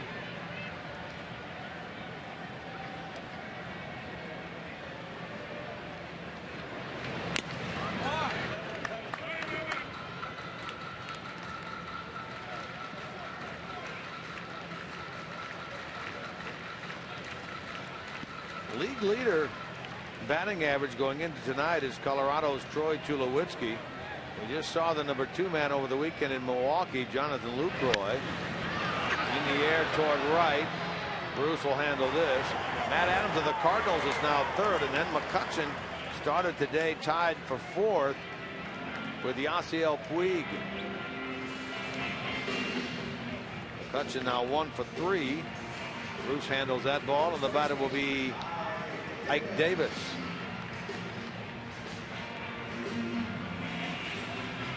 Mention those 2 grand slams he hit this year against the Reds. One was way back on the 5th of April in New York, the first road series of the year for the Mets, rather for the Reds. Came against J.J. Hoover. It was a pinch hit, bottom of the 9th, walk-off grand slam. Mets won it 6-3 after going into the inning trailing 3-2. And he gets traded over here on the 18th of April.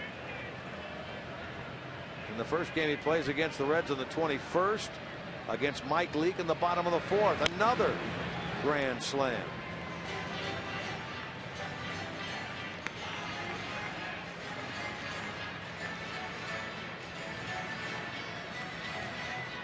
He's hitting .240 overall. .245 coming into this game with the Pirates. He only played a dozen games with the Mets. He has taken over the first base spot for this Pittsburgh team, occupied late last year by Justin Morneau, who's having a heck of a year with Colorado now.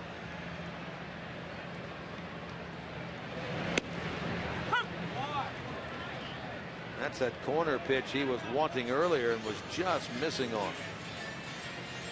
See those high pitch counts in the second and third inning.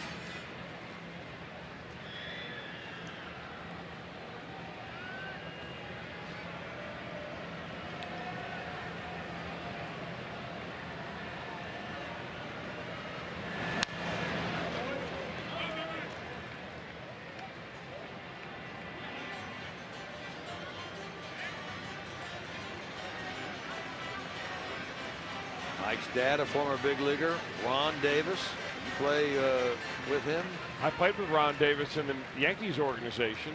Sidewinding right-handed reliever. Had one terrific year with the Yankees. Really good major league career overall. He caught this breaking ball and hammers it into the corner in right. Davis going to get himself a double as he slides in with a 2-out, 2-base hit for the Pirates. For Davis, his 9th double of the year. Looks like he got a breaking ball that just kind of hung up there for him. He gets his 9th double, but Johnny Cueto right on the verge of having a 1-2-3 inning. Just kind of hangs that slider right there. And, you know, when he hit that home run in New York early in the year, that was on a breaking ball. It just seems like I've not seen him hit a fastball, especially a 95-mile-an-hour Johnny Cueto fastball yet. But they continue to try to get him out with sliders, make mistakes, and he jumps on them.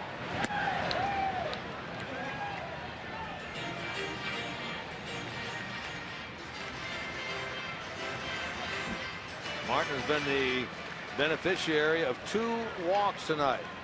One with the bases loaded back in the third produced the run that gave the Pirates at the time a 2-1 lead.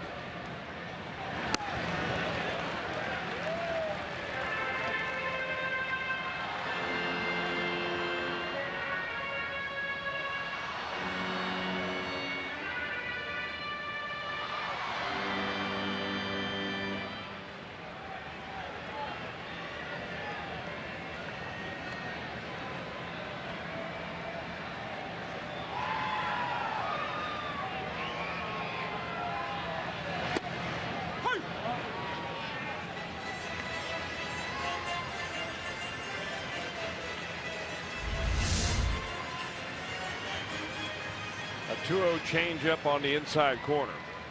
It's about the last thing Russell Martin was looking for.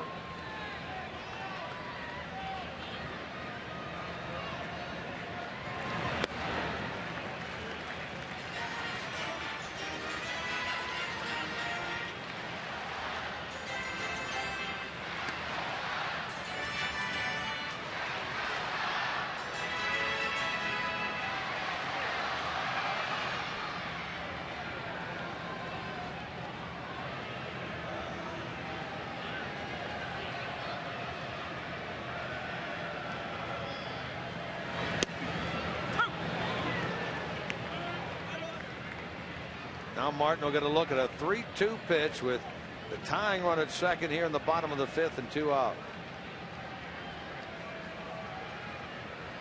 One of their better hitters with runners in scoring position, Martin at 300.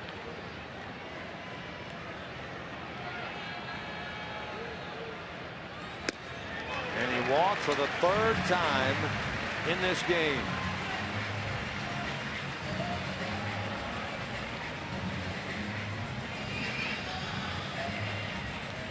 Sure you're ready for Reds action 30 minutes before it gets started. That was Reds Live, presented by Ray St. Clair Roofing, right here on your exclusive home for Reds baseball. Fox Sports Ohio. Jeff Pecoro, Brian Giesenslaw back at the Fox Sports Ohio studios in downtown Cincinnati. Jim Day on the road with the club. Reds Live pregame. 30 minutes before. Alvarez, a foul ball. Alvarez hit that ball into medium deep center field his first time with one man out. McCutchen tagging from third, and Billy Hamilton gets the assist on the catch and throw and double play that ended that inning. He's 0 for 2 in the game. Now he's in the hole, 0-2.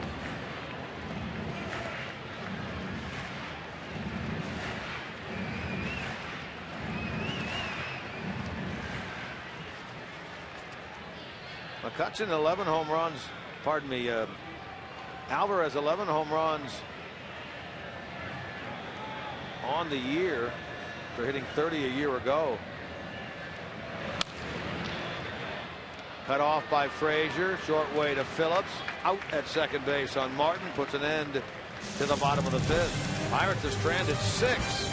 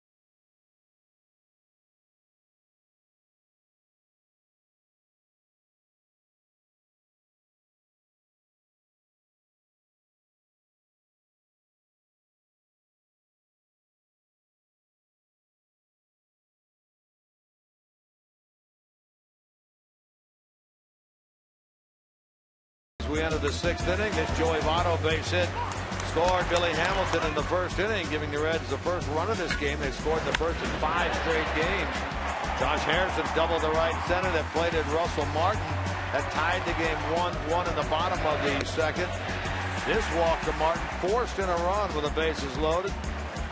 Marte made it 2-1, and now the double play ball kept the game tied at 2. A little off on the throw, but a great job of adjustment by Brian Pena behind the plate, and then this base hit by Ludwig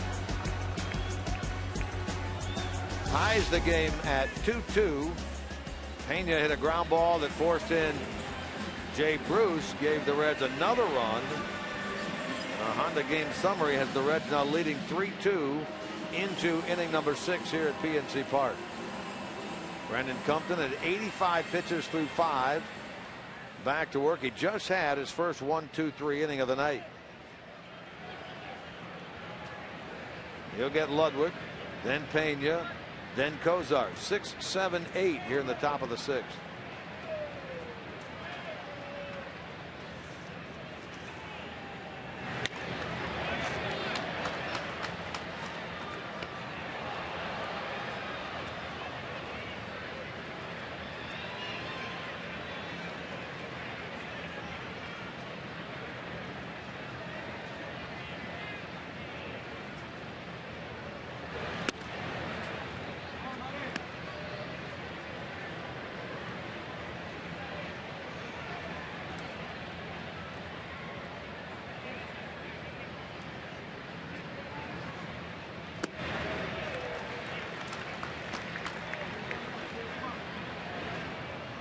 Compton has walked 1. He has struck out 4. Reds have amassed 8 hits against him thus far.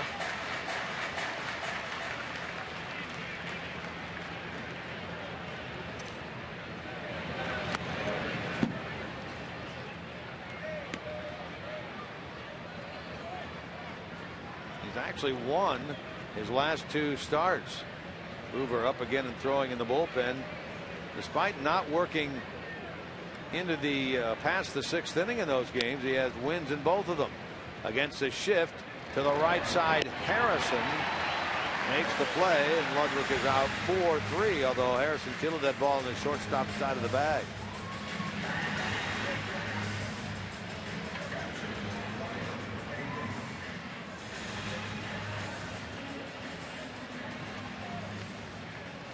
Here's Pena. Compton has a win his last time out against the Cubs, and when he allowed 2 runs in 5 innings in a 4-2 win, and then in a 15-5 blowout win for the Pirates here against Milwaukee, he allowed 3 runs in 5 1/3. So he has win-win his last 2 times out.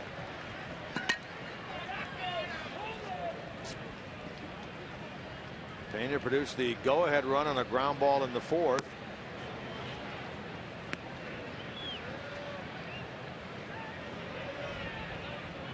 Hit a soft liner into a double play back in the 2nd inning.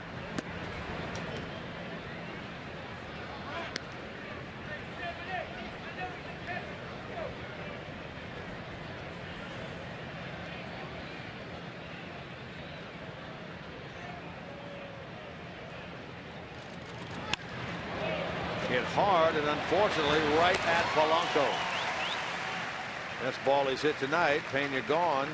6 in a row now retired by Compton.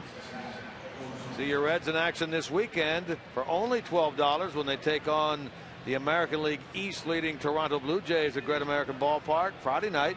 Stick around after the game for a spectacular fireworks show presented by the Jeff Weiler Automotive family. Tickets you can call 513-381-RED. You can visit select Kroger locations or go to reds.com/tickets.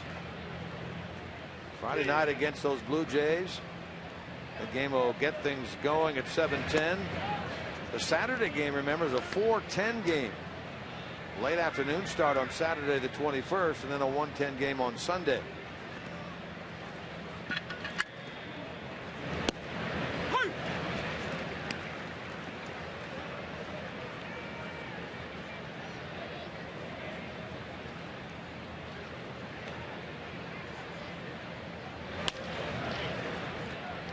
Alvarez. Throw pulls Davis off the bag. Ball went off his glove. Cozart is aboard. That should be an E5, I would think. Now, there's no doubt about it. That ball looked like it was tailing right into the runner, and you can see the reluctance of Ike Davis to reach across the baseline and possibly have his arm torn off by a runner going full blast down the line. That's why that is a dangerous spot to miss at first base.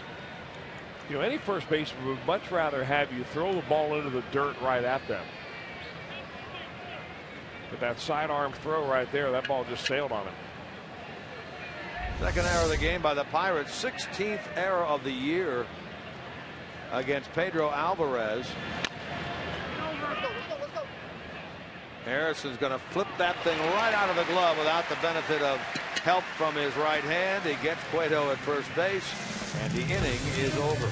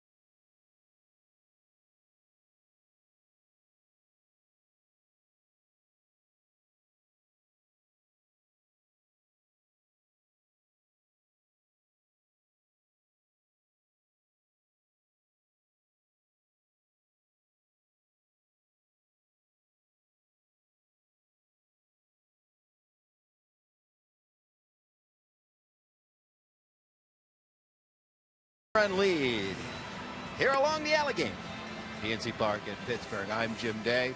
And Pete Rose, 25 years after getting banned from baseball, returned to the baseball field as a manager. It was in the Independent League. It was for the Bridgeport Bluefish. And I tell you what, for an Independent League game, 4,573 fans showed up. And Pete managed them to a 2-0 win. Now, he was in pure Pete Rose fashion. He did held a news conference out there in right field, but said he got on a couple of players. In fact, one guy, he said, quoted, Pete Rose was quoted as saying that one guy hit 4 straight balls to center field in batting practice. And I said, what are you practicing? Sacrifice flies? Hit the ball the other way.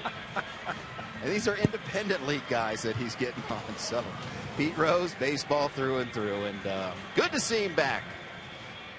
Good to see your tormentor is back too, by the way, Jim Day, down there in that dugout. He never misses an opportunity to.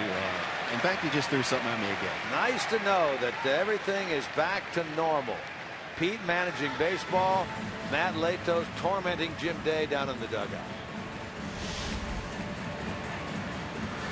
Yeah, see, everything just feels good again. Speak to the hand.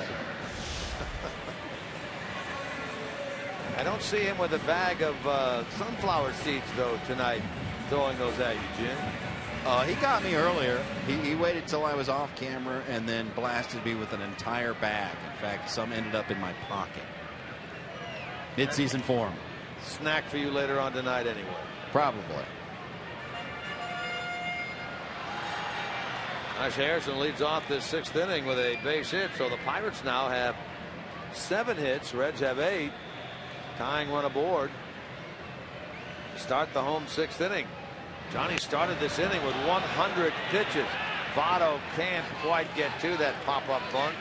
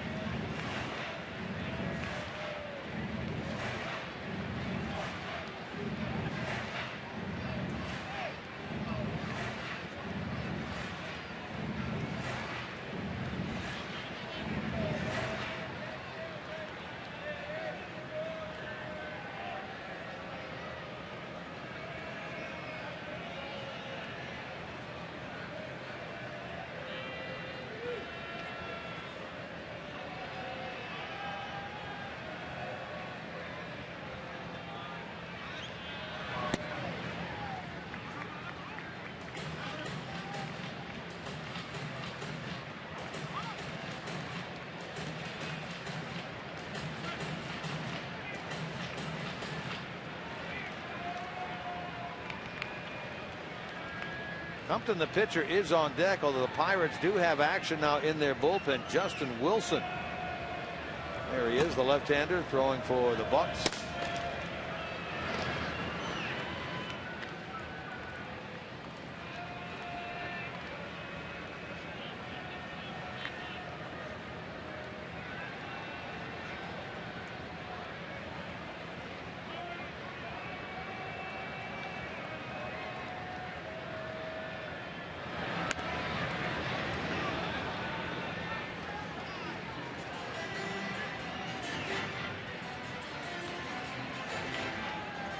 Jose Tabata now has emerged from the Pirate dugout, and he's on deck to bat for Compton.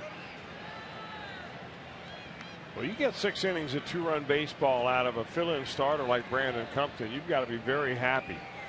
Although Clint Hurdle knows very well that his bullpen has been beat up a little bit lately. Had a tough time in Miami, that's for sure.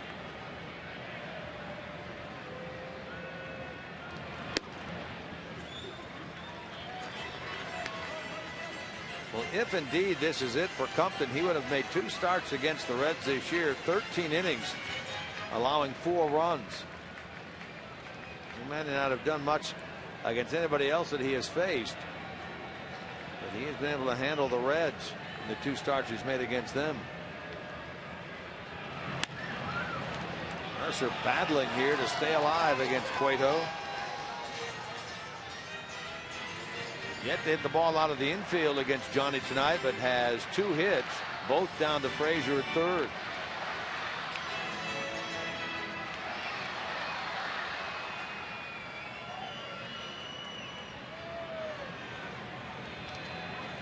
Harrison represents the tying run. He's at first.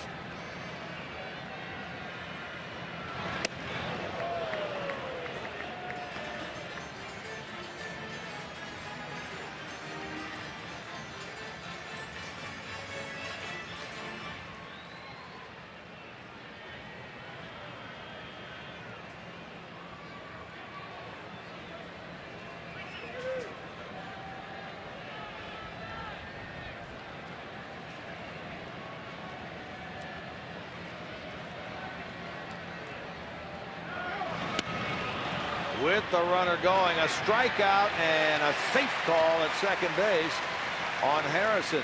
Pena sidewind that ball down there. Third steal for Josh Harrison. Now Brian Price will come out. You got to have to admire the strategy of Clint Hurdle right here. Mercer was originally sent up there to sacrifice. He was unable to get that done. So they're going to say, you know what, we're going to roll the dice here anyway. We think we can run. Oddly enough, on Johnny Cueto, no, probably on Brian Pena, although he makes a spectacular throw right there. And the Pirates essentially get what they would have gotten had Mercer been able to lay down a sacrifice. And that was not an easy pitch on which to throw. I mean, it doesn't really matter the arm angle that Brian Pena throws from. It's not exactly textbook, but man, he gets the job done. Gotta love it. Coming into the game, he had thrown out 38% of would-be base stealers. Talking about Brian Pena. Now Jose Tabata bats for Compton with a runner at second and 1 out. The night finish for Compton, 6 innings, 8 hits, 3 runs, a walk, and 4 strikeouts. He threw 99 pitches.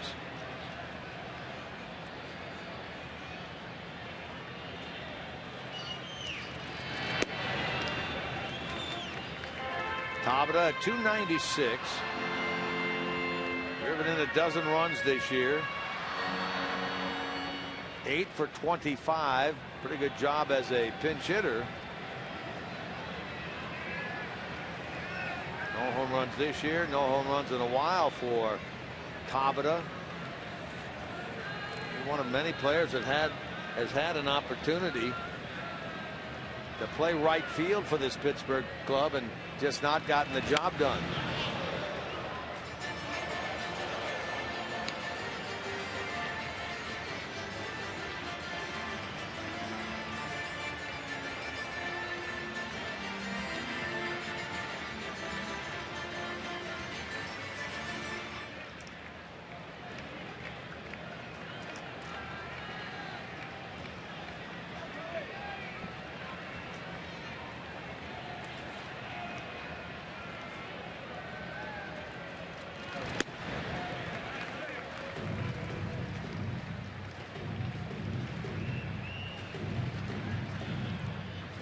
This is the kind of ball game that even though you're only in the 6th inning, this is a game that wears you out. If you're Johnny Cueto, 112 pitches, that's not the issue. It's throwing all these pitches with the tying run seemingly on second base all night long. The Pirates left 2 on in the 5th. They left 2 on in the 2nd. They left 2 on in the 3rd. They've stranded 7 in the game.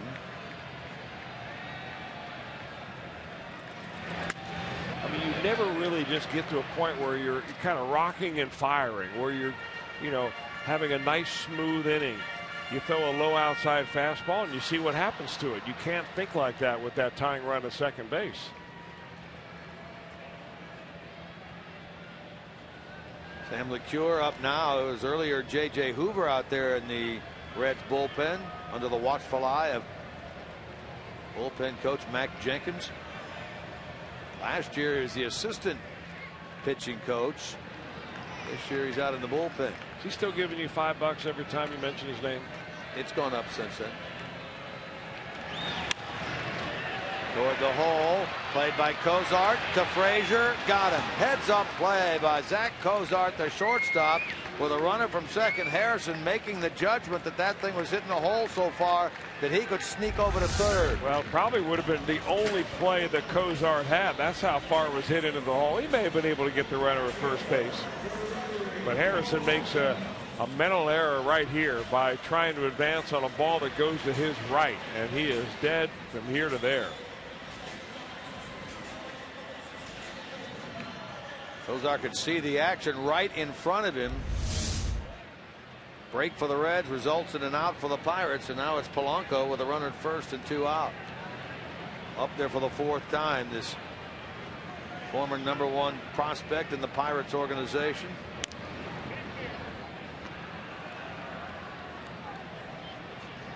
Polanco is lined out, singled to center in the 3rd, popped up to the shortstop in the 4th. So he's played in and hit in 7 games for the Pirates. The first rookie to hit in 7 in a row to start his career with the Pittsburgh team since the great Roberto Clemente back in 1955.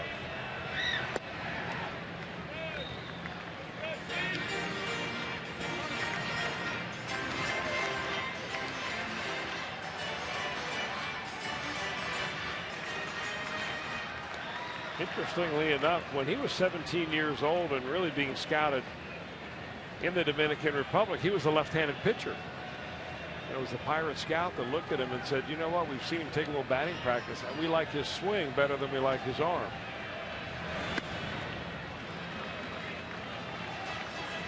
You can tell that at 17. That's pretty good. Not an easy thing to do. Project a kid that you see. I'm sure they scouted him when he was 15, 14, who knows how young, but project him, you know, what he's going to look like when he's 25 or 26. He's only 22 right now.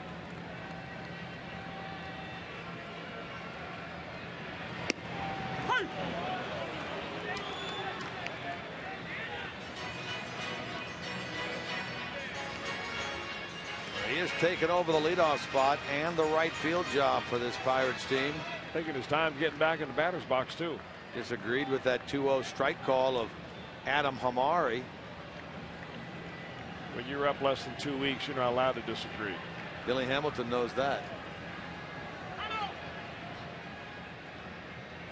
Mentioned Polanco earlier. Those first couple of years out of the Dominican and into professional baseball in the Pirate system, he struggled a lot. His average is in the low 200s, but as he got a little bit older, a little bit bigger, he really started to blossom as a 20-year-old, again as a 21-year-old, and now this year at AAA, absolutely tearing things up at AAA Indianapolis, hitting .347 with 49 RBIs, 15 steals in only 62 games in the International League. On this 3-2 pitch, on this 2-2 pitch, I should say, ball 4 with a runner going and an out at second base. So caught stealing at second on Tabata puts an end to the inning.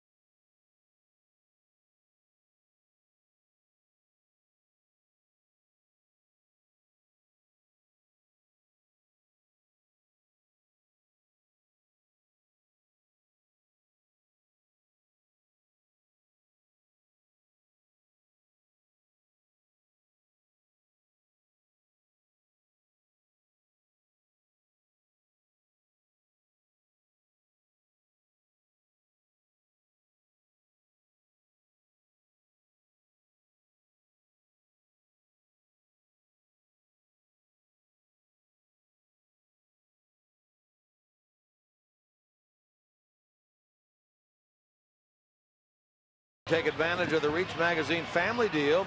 See your Reds in action. One member of the family purchases a full price ticket. They get the option to purchase 3 additional tickets at half price. Plus, every Sunday home game features a kids giveaway. You'd like to look into tickets, you can call 513-381-RED. You can visit select Kroger locations, or you can go to reds.com/family.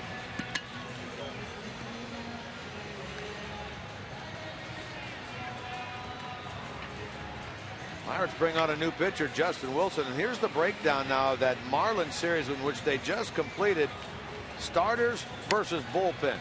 Well, that was one of the really problems, as you see, that when your bullpen pitches half as many innings as the starters. And that's been a problem for Ray Searage, as you see there, the pitching coach, and Clint Hurdle, the manager. That the Pirates are 4th in the league in the fewest number of innings they get from starters. And eventually that will wear out your bullpen. Justin Wilson, strong arm left-hander, comes in. Now 26 years old. 5th round draft pick by the Pirates in 2008.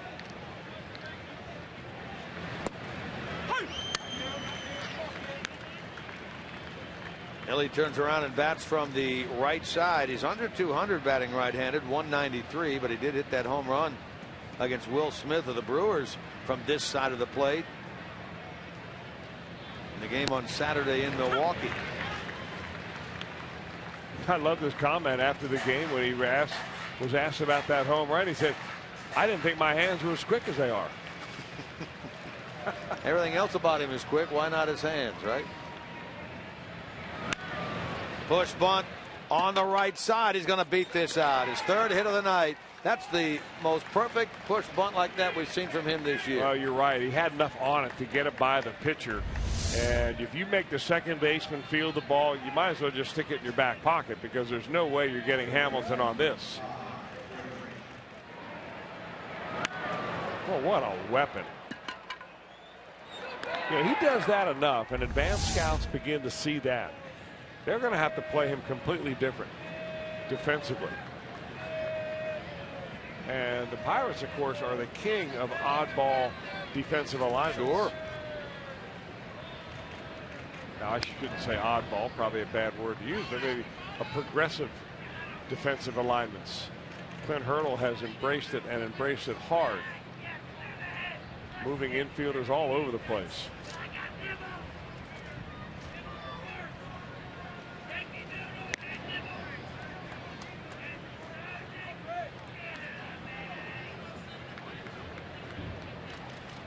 Billy stole 3rd in the 1st. Close play over there. Stole 2nd with a throwing error by Martin, and he went to 3rd in the 3rd. Leads away here with Frasier at the plate in the 7th.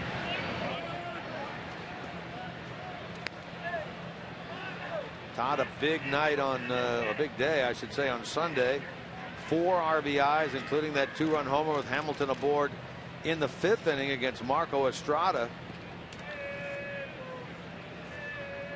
Later had a 2-run double in the 9th inning. 4 RBI game on Sunday.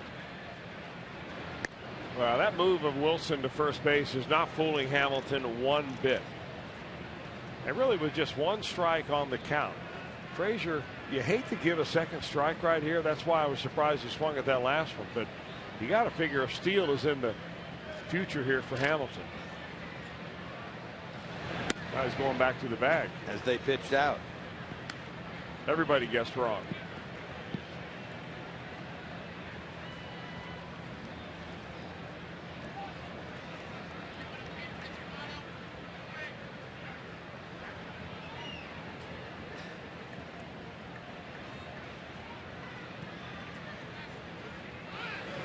There he goes, and he gets this one easily. His 3rd stolen base of this game.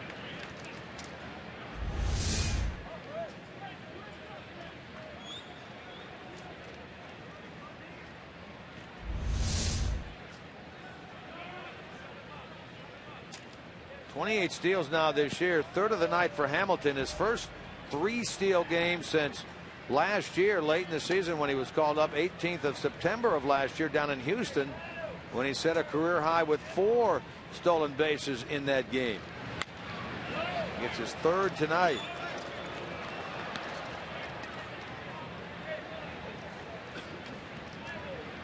You know, right now the shortstop Jordy Mercer is right behind Billy Hamilton, and he's making all these kind of jerky movements, like he's faking back to the bag. And believe me, as a former pitcher, he's not doing his pitcher any favor right now doing that. In fact, he's going to possibly cause him to balk.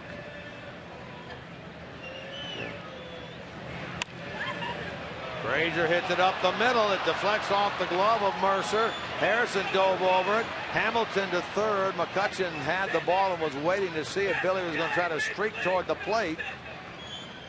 First and third with nobody out here in the 7th.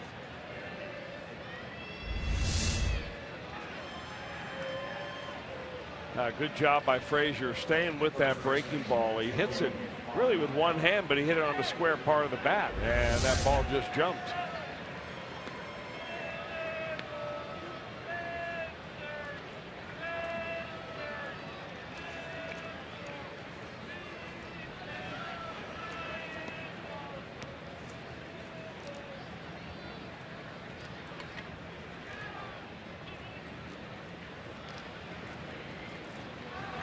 Now here's Votto.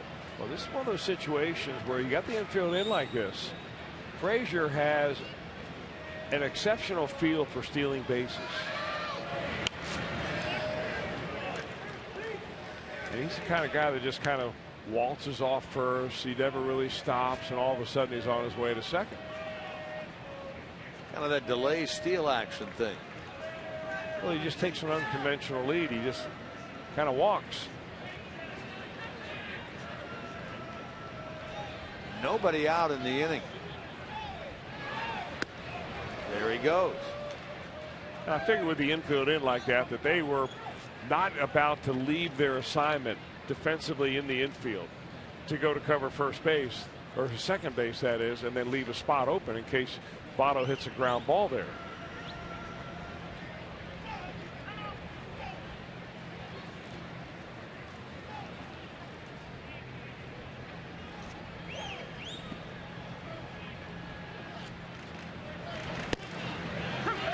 It could mean 2 RBIs now for Votto. Not happy.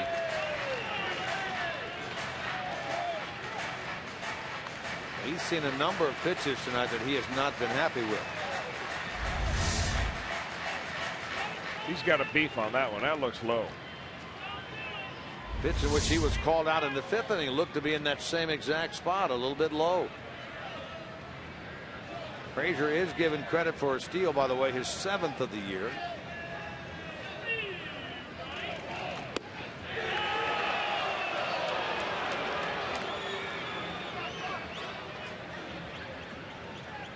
Well, if you're Justin Wilson, I mean, you can't have it both ways. You can't have that low inside strike and the one that is a couple of inches off the plate outside.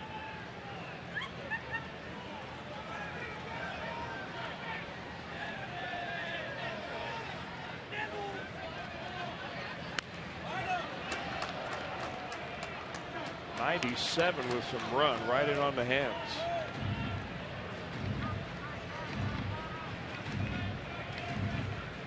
Reds trying to add to a 3-2 lead here in the top of the 7th.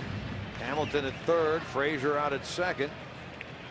Each have had hits in this inning. Each have had stolen bases in this inning.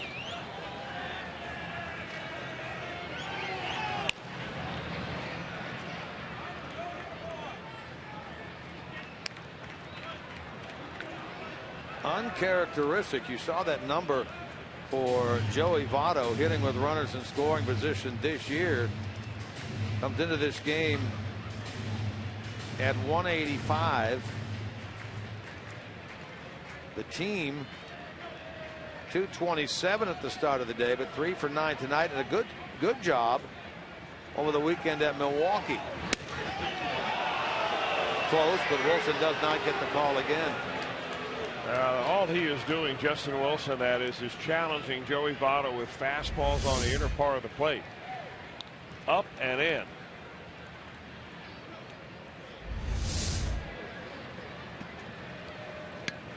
Phillips next.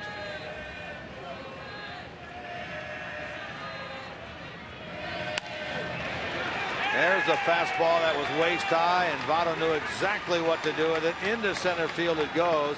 Hamilton and Frasier score. Votto's driven in 3 in this game, 19 on the year. And now the Reds have a little more breathing room with a 3-run 5-2 lead. Boy, this guy really has some kind of resolve, doesn't he? Wilson had been pitching up and in, missing every time, just off the plate. That time he throws it pretty much down the middle, and Votto's right there. He'll line it back through the box and pick up his 3rd run batted in. Still nobody out. And here's Phillips. Talked about those bad relief numbers by the Pirates staff over the weekend. Wilson was part of that. He worked in the game on Friday, allowed 2 runs thanks to 2 walks in 1/3 of an inning, although they did win that game 8-6. He was part of that 11 runs in 9 2/3 against the pen. Well, this is a ball club, the Pirates that is, that can score a lot of runs, and they feel like that when they get on the roll here that their offense is going to get better and better, especially with the addition of Gregory Polanco. I mean, they are 7th in the league in slugging percentage. They're 2nd in the league in overall on base percentage, 2nd in regular batting average, and both of those only to the Rockies. In the last week they've averaged 5 runs a game, and a week in which they've gone 5 wins and 2 losses. So they're heating up offensively, but the problem is their pitching is really not that good. 12th in the league overall earned run average. They're number 1 in blown saves. So when you get a pitching staff like that towards the end of a tight ball game, that's when you can start adding on, and that's what the Reds have done here in this inning. Made it a 3-run game now.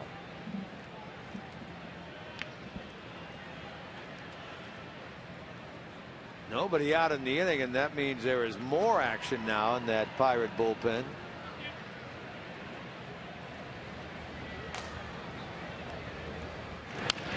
Mark Gomez, who was up earlier, is up and throwing again. What a good at bat here for Brandon Phillips.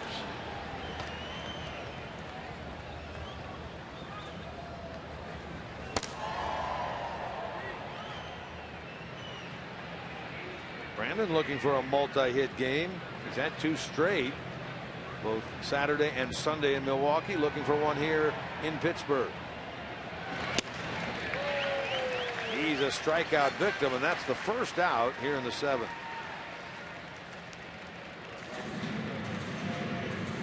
Keep those photos coming in. Tweet those photos to us using hashtag #OhioFanPhoto. Here's tonight's fan photo of the game, brought to you by AT&T. Michelle. That Michelle Cheek.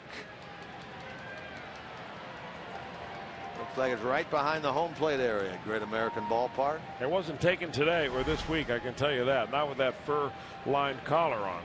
Looked like they were shivering a little bit. Could have been the time when the Pirates came into town earlier in the season. What was it, in April? Mid-April, yeah.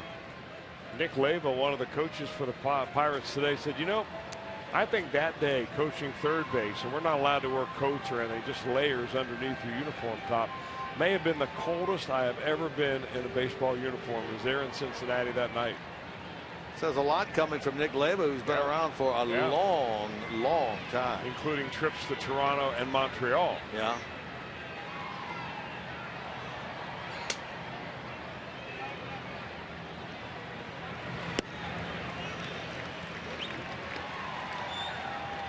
Bruce is 1 for 2. Hit a ringing double back in the 4th. Later scored on the ground out by Pena, which at the time made it 3-2 Reds.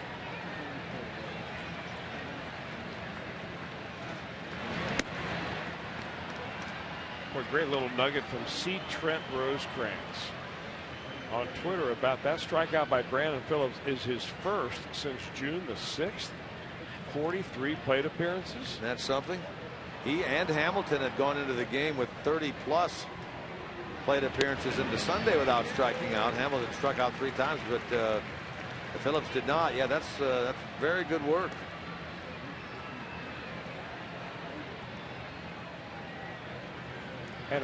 And during that period of time, think of all the games in which the Reds were striking out 10 times to every walk they were receiving.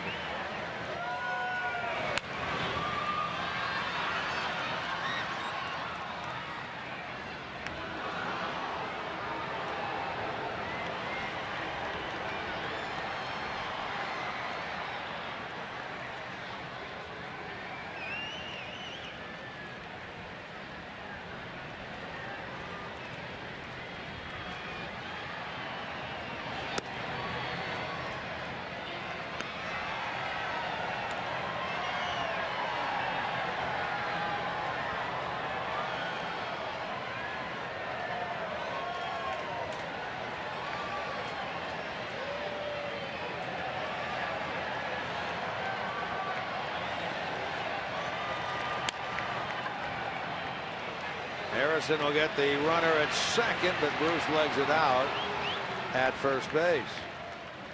So Votto retired. Out number 2. Bruce on for Ryan Ludwig.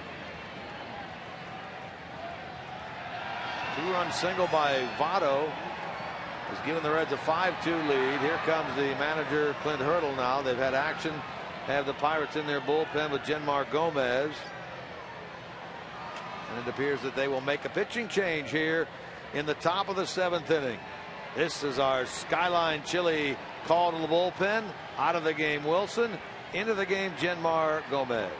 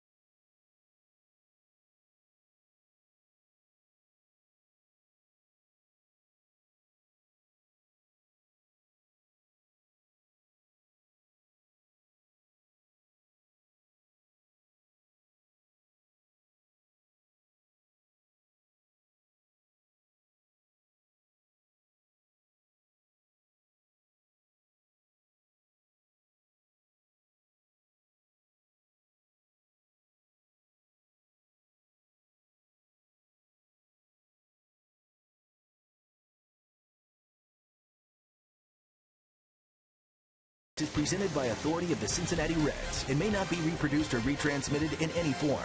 And the accounts and descriptions of this game may not be disseminated without the express written consent of the Cincinnati Reds. We always talk about the fact that there are Reds fans everywhere. And yes, they certainly are here in Pittsburgh. It's a relatively easy drive over. Chris can attest to that. Actually, as can I. I've done it myself. And there are Reds fans here tonight watching the Reds leading this game 5-2, trying to jump over this Pittsburgh club and into 3rd place in the NL Central. Got a big right-hander, Jenmar Gomez, who was a starter his years in Cleveland, and there was 3 seasons of starts. He had 10 or more starts a year, 2010, 11, and 12. Last couple of years here in Pittsburgh.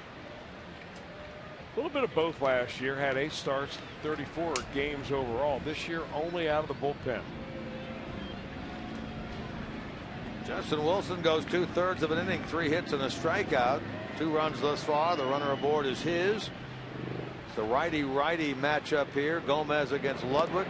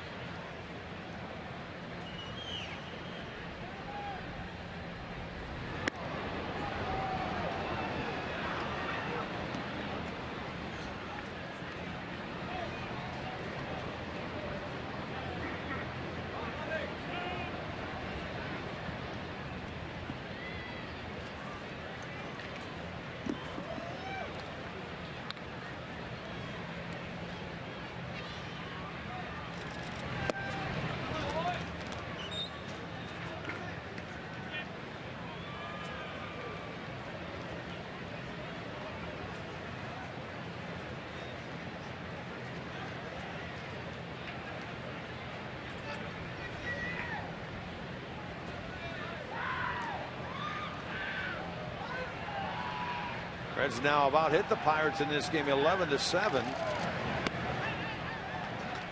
Lead by 3. Meanwhile, Johnny Cueto's had a long stretch here in the top of the 7th down in that dugout.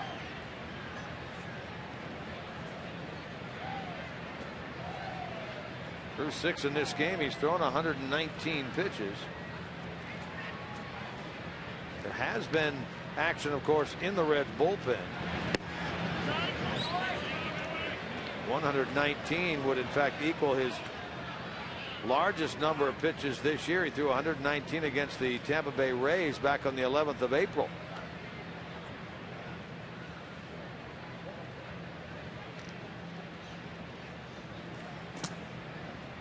That's the way he is reacting in that dugout there. It appears he is finished.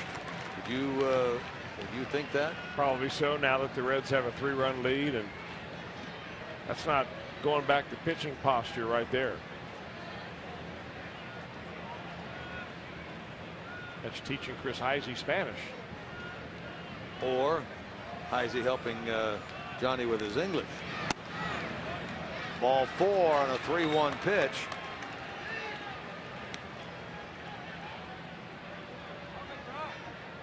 So the Reds have 2 on with 2 out. Let's go downstairs. Jim, you have more on Johnny Cueto. Well, early on in this half inning, he had the towel wrapped around his right arm. And he does that to keep, many pitchers do it to keep their arm warm. And he was down here on the far end of the dugout, not talking to anyone, like he was going to go back in the game. But as Chris said, once they scored those runs, then it all changed. He went down and started talking to people. So from what I can see, it looks like he's going to be coming out of this game. Thank you, Jim. And the Reds have had bullpen action. Sam LeCure had been up and throwing. Earlier it was J.J. Hoover earlier in the game, but lately it's been LeCure. Well, what a good night of battling for Cueto. I mean, you know, he just looked like he was a little bit off. He did walk 4. He never really gave in to the hitters. He seemingly pitched the entire game with the tying run on base somewhere. So it wore him out mentally, and you know, it is his 13th quality start out of the 15 starts he's had so far this year. That is incredible. It really is. And it's been a while now, but the last time you and I were doing television together in D.C., we were talking about ultra quality starts. He has 10 of those this year. 7 innings, 2 runs or less. Right. He really has just had those 2 games. The one game in D.C. when he allowed 6 earned runs in 5 1/3, and then 2 starts ago when he gave up 4 runs in 5 innings against the Phillies that have been subpar for him. Reds can hang on. He would get his 7th win of the year tonight, in his 16th career-wise against the Pirates.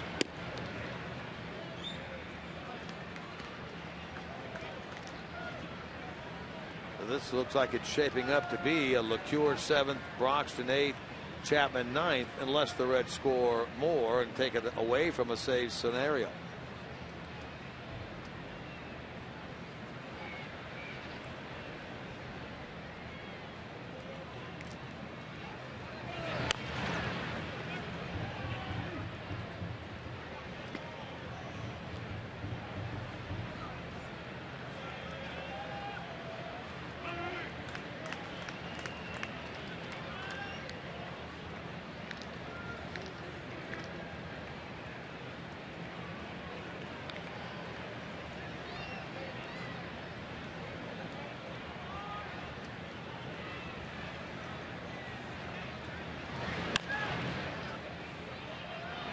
Harrison will get it and step on the bag to get the force out there at second base on Ryan Ludwig.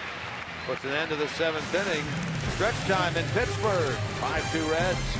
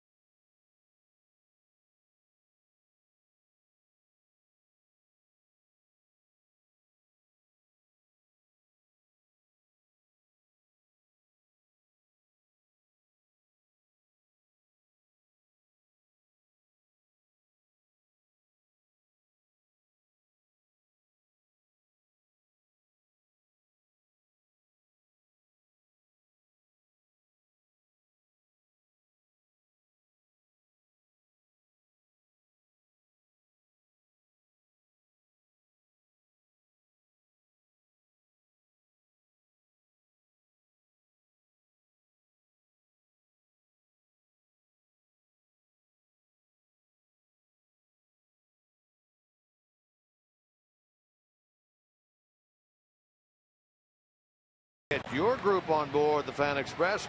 Simply call Reds Group Sales. Their number 513-765-7600. That's Reds Country, Reds Express, Fan Express to Reds Country. Big time can be had, and you need to get involved. Reds make a double change. They bring in Chris Heisey. He replaces Ryan Ludwig in left field. Meanwhile, Sam LeCure takes over on the mound. Heisey will be in the 9 spot, replacing Cueto technically. And Ludwig will bat in the 6 hole where LeCure will bat in the 6 hole where Ludwig had been. Big Sam is in.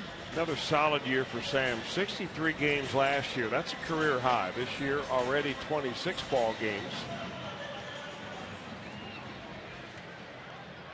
Reds, of course, not yet near the halfway mark. But they've played, what, 63 or 64 games coming into tonight. Well, this is 69 tonight. This is 69 tonight, 68 tonight. But a very typical solid year, 2.6 earned run average. Cueto's final line: 6 innings, 7 hits, 2 runs, both earned, 4 walks, 2 strikeouts, and 119 pitches. Can win, cannot lose. Reds hang on and win. He'll get number 7. Polanco, who was at the plate in the 6th inning when Tabata was thrown out trying to steal. So Polanco bats here in the 7th inning. Now, you at home are really looking at the same thing and trying to figure out the same thing about Polanco that advanced scouts are. What can this guy do? What he cannot, what he can't do? Where are his weaknesses? And he's not looked all that great on a little breaking ball right there with a slow curve. Of course, not everybody has a slow curve the quality of Sam LeCure. So the Reds have held him to 1 for 4 tonight. 2 hard hit balls and 2 pop-ups to the shortstop. Talking to their hitting coach, former Red Jeff Branson, about Polanco. I said, well, what are you working on now? Well, what massaging are you doing of his approach? He says, we're not doing a thing. We're just letting him play, letting him swing the bat, and until the league figures him out and he starts to change, then we leave him alone. Seems to be a good approach. So far, so good. Here's Marte, and he hits it toward the middle, and that'll get through. So he's on with his first hit of the night, giving him an 8-game hitting streak. For the Pirates, hit number 8. Bring McCutchen to the plate.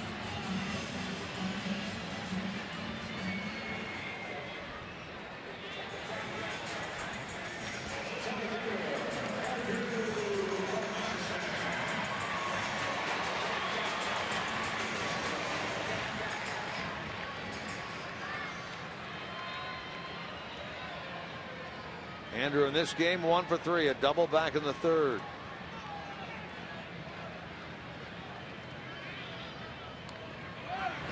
Runner going to second, and a foul ball.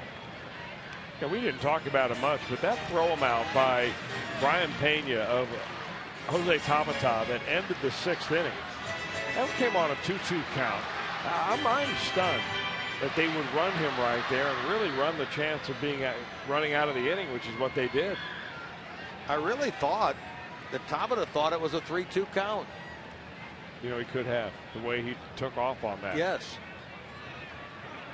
It made me take a second look at the scoreboard, thinking I had misread it.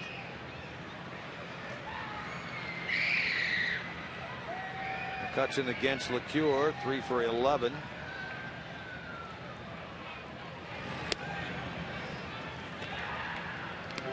Sam worked on Sunday, 1 1/3, no runs and a hit. Came on in relief of Manny Parra, who followed the starter Mike Lee. Sam had been going through a rough time lately in terms of his work. He had been so good this year for so long. When he finally gave up a few runs, everybody was wondering what was wrong with him. In fact, he was asked, Brian Price was asked today, is there any rhyme, no reason as to why LeCure has not worked in back-to-back games or back-to-back days? He says just the way that it's worked out. So Sam wants the ball all the time. He is physically healthy. He still has a very good ERA this year, despite the fact that he has been scored upon. In fact, he had been scored on in 3 straight appearances until that game on Sunday. He's trying to hang a 0 here in the 7th.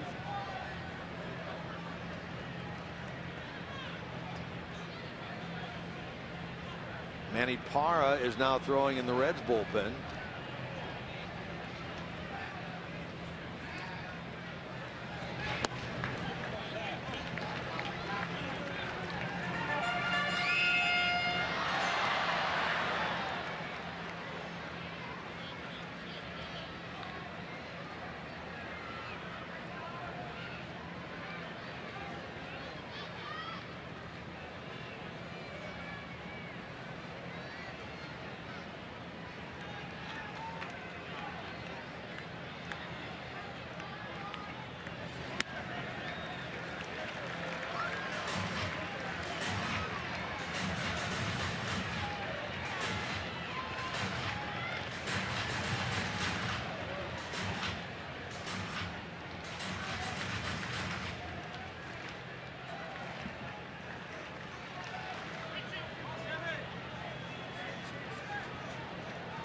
Sam LeCure does not want to walk McCutchen and bring the tying run to the plate.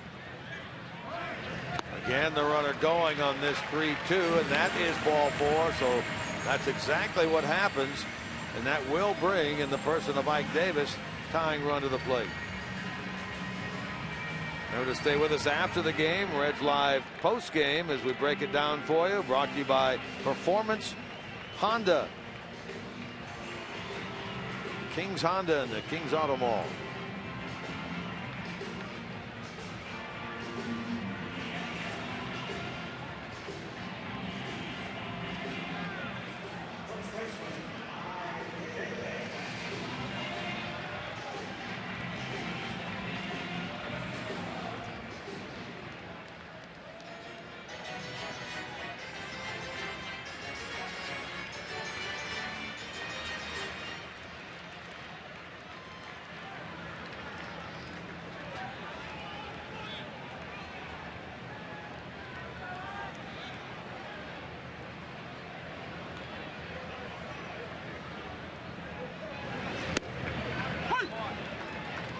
Borderline pitch there, goes the way of LeCure. Davis in disbelief.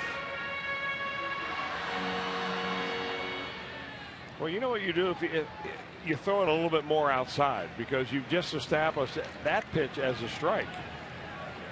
He doesn't know where that strike zone ends out there.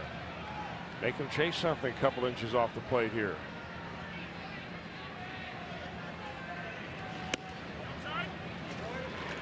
Nice drive. So now you know the difference between a ball and a strike.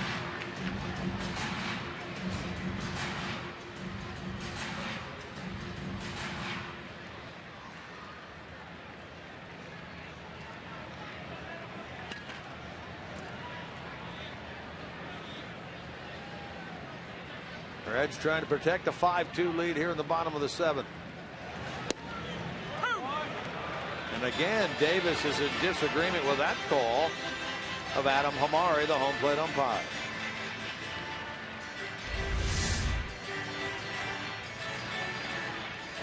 And the pitch that Hamari has given all night is the low pitch. Remember, it's not where the catcher catches it. It's where it crosses the plate in relation to the batter's knees. And it's the hollow of the knees, the lower part, right below the kneecap.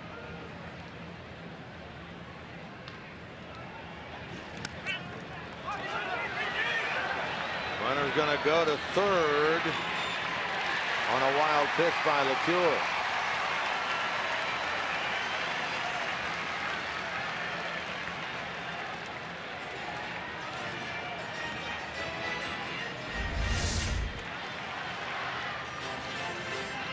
Did all he could to block the ball. The problem was it rolled away and he couldn't find it right away.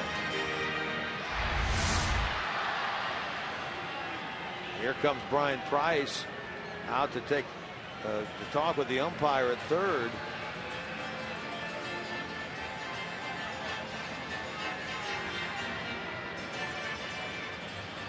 Him peeking back into the dugout.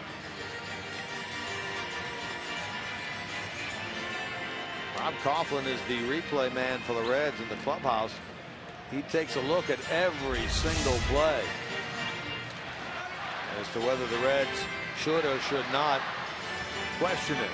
There, easily the runner gets to third, Marte.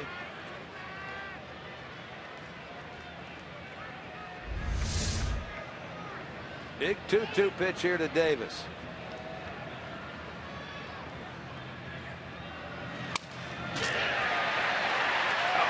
Eludes the glove of Cozart. He broke his bat in the process, but drives in the run. 23rd RBI of the year, and it's a 2-run game at 5-3. Davis did a nice job of adjustment right here because he's playing a little two-strike game, trying to put it into play, not trying to overswing right there, and he gets a slow breaking ball, and that's a pitch that when you're really protecting the plate, you can protect against a slow breaking ball. Gets not much of it right out of the end of the bat, but enough to get an RBI. It's like he got a little stinger there from that broken bat in his elbow.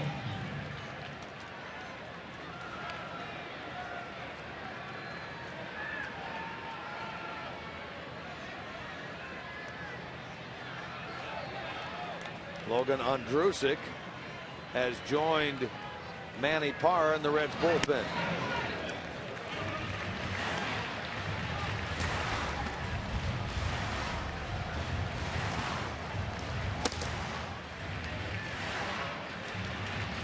Sam, after having the scoreless outing on Sunday, now has been touched up in 4 of his last 5 games. Giving up a run here in the 7th inning. Martin 3 times has been up there, 3 times has walked, all against Cueto.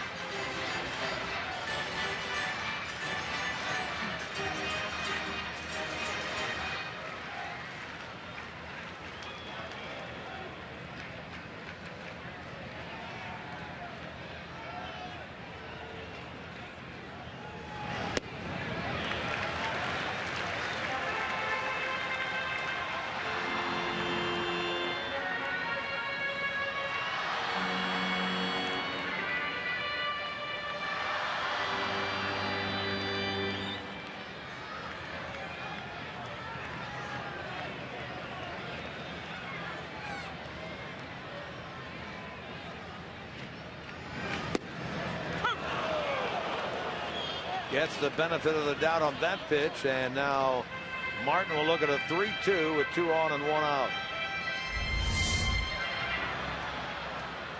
Is that low strike call again? But again, that was a breaking ball. I mean, it looks low because the catcher's catching it low, but I think the ball's got pretty good downward action by the time that thing's coming over the home plate. Sam thinks so. Pena thinks so. You think so. Those hitters don't think so. Adam Hamari thinks so. Well, let them pull their pants up like Hunter Pence then. Yeah, it's interesting. He pulls the bottom of his pants all the way up above his knees. Like a football cornerback. So that he shows that umpire exactly where those knees are. I don't think he probably gets rung up on as many low pitches as these guys that like to wear the baggy ones that go down and eat their shoes.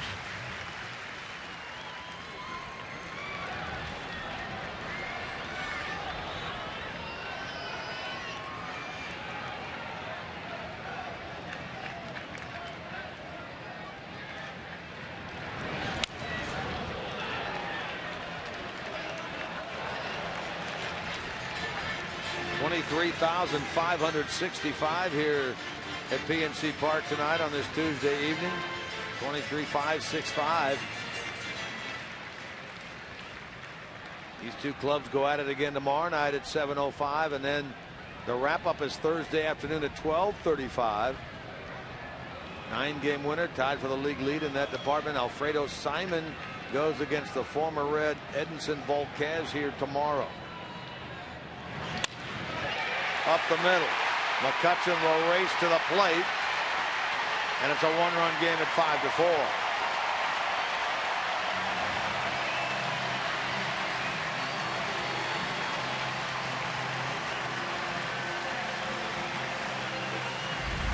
Now, they're not hitting them hard, but it is the third base hit in this inning, essentially going back through the middle. Marte did it. Ike Davis did it for an RBI. Russell Martin does it with that RBI of Andrew McCutchen, and it's a one-run game, and Brian Price is going to the pen. Reds need another pitcher to get through the 7th inning. Sam LeCure finished. Lefty Manny Parra enters the game to face the lefty Pedro Alvarez.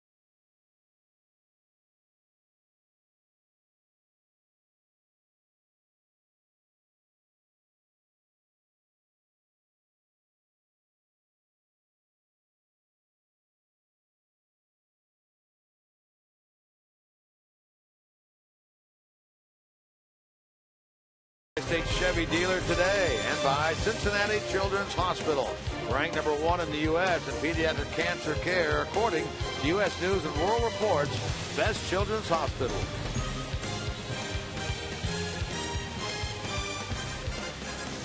Allegheny River out beyond the ballpark here in Pittsburgh. That's the Roberto Clemente Bridge you see leading from the ballpark into downtown Pittsburgh, and this is Manny Parra.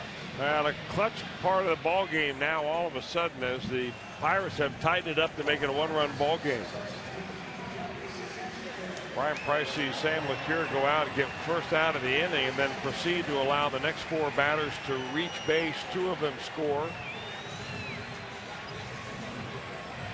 And with a left-handed hitter due up in Pedro Alvarez, they're going to pinch hit for their everyday third baseman with Gabby Sanchez. Something we have not seen in the past. You're not kidding about that. That's how much Clint Hurdle feels that these games are every bit as important as games you play down the line. Look out. Down the left field line, but out in front of it in a foul ball. I mean, down the line in September. I mean, everybody puts a lot of emphasis on those games. You know, you play in August, September, but it's a ball game that you really feel like you ought to win if you're the Reds. Sanchez this year as a pinch hitter has done a really nice job. 9 out of 25 with a pinch hit home run.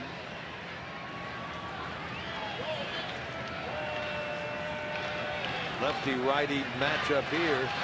Parra meanwhile has 9 straight scoreless appearances.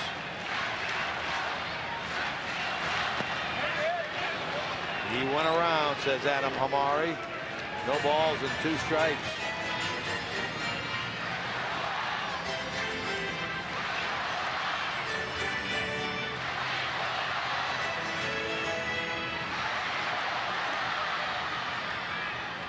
Gabby Sanchez 1 for 4 in his career against Manny Parra.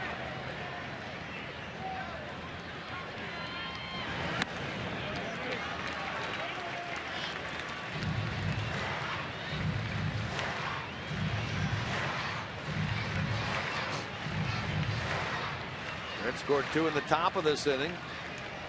Pirates have answered with 2 of their own. Still only 1 man out and 2 men on.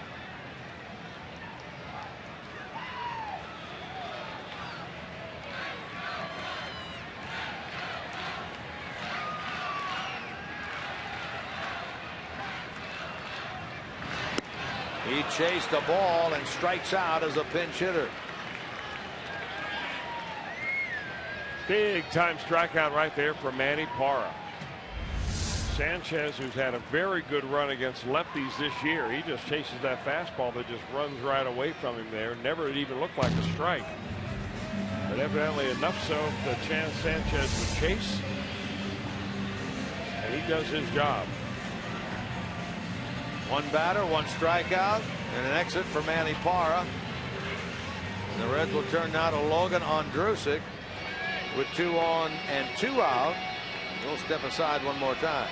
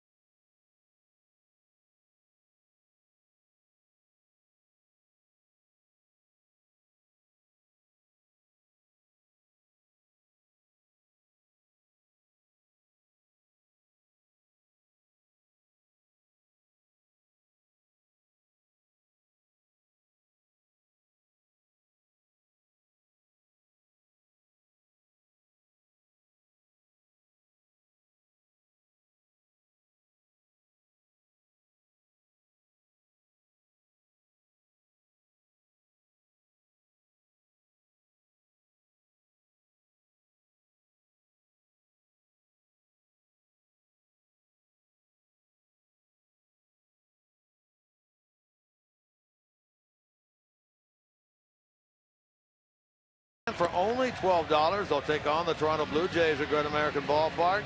Stick around Friday after the game for a spectacular fireworks show. That'll be presented by Jeff Whiter Automotive Family. For tickets, 513-381-REDS. Select Kroger locations or reds.com/tickets. The 3rd Reds pitcher of the 7th inning. Logan Ondrusek comes in looking for that elusive 3rd out, and he will face a guy who's had a pretty good night at the plate in Josh Harrison. Harrison doubled, hit the ball very hard in the 4th inning, finally run down by center fielder Hamilton in the gap, and then got a base hit his last time up in the 6th. Now before he throws the first pitch, Pena goes to the mound to talk things over. Last time we saw Ondrusek out there was in the 8th inning on Saturday night in Milwaukee. He gave up the 2-run homer to Ryan Braun, which gave the Brewers a 4-2 lead. Here he is pitching now to Josh Harrison. Harrison's had a good run of the last few days. He had 5 hits in his last 2 games against the Marlins. And he's got 2 more hits tonight. Tying run for the Pirates is at second. Davis. Go-ahead run is at first base. Martin. 2 men out.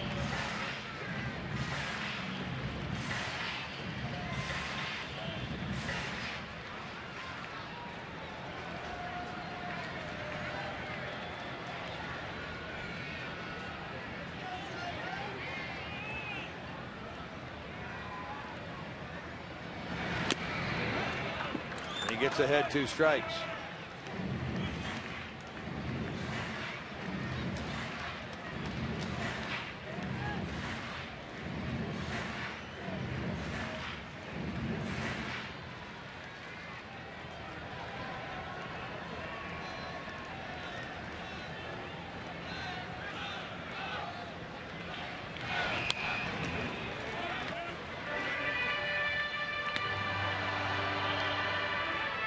Harrison 0 for 2 lifetime against Andrusic.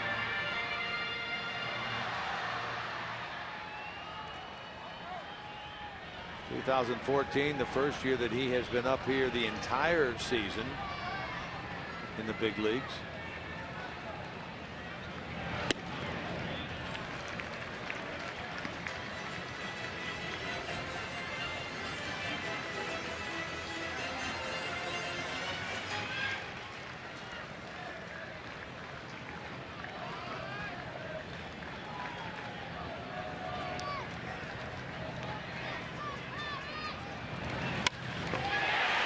Another hit up the middle.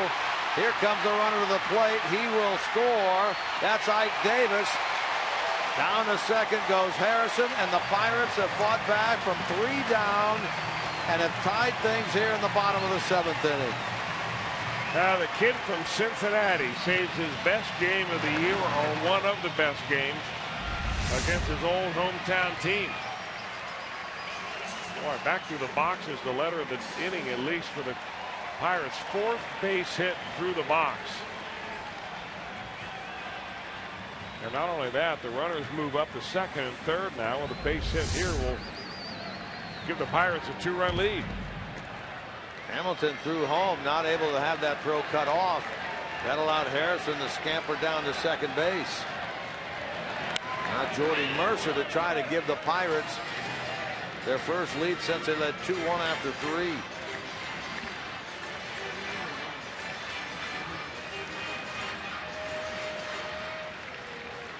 Four hits in this inning. 3 runs for Pittsburgh.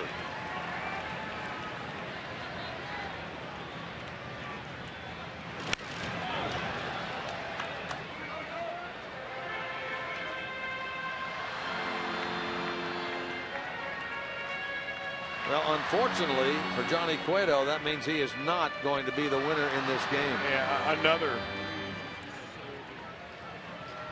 disappointing outcome.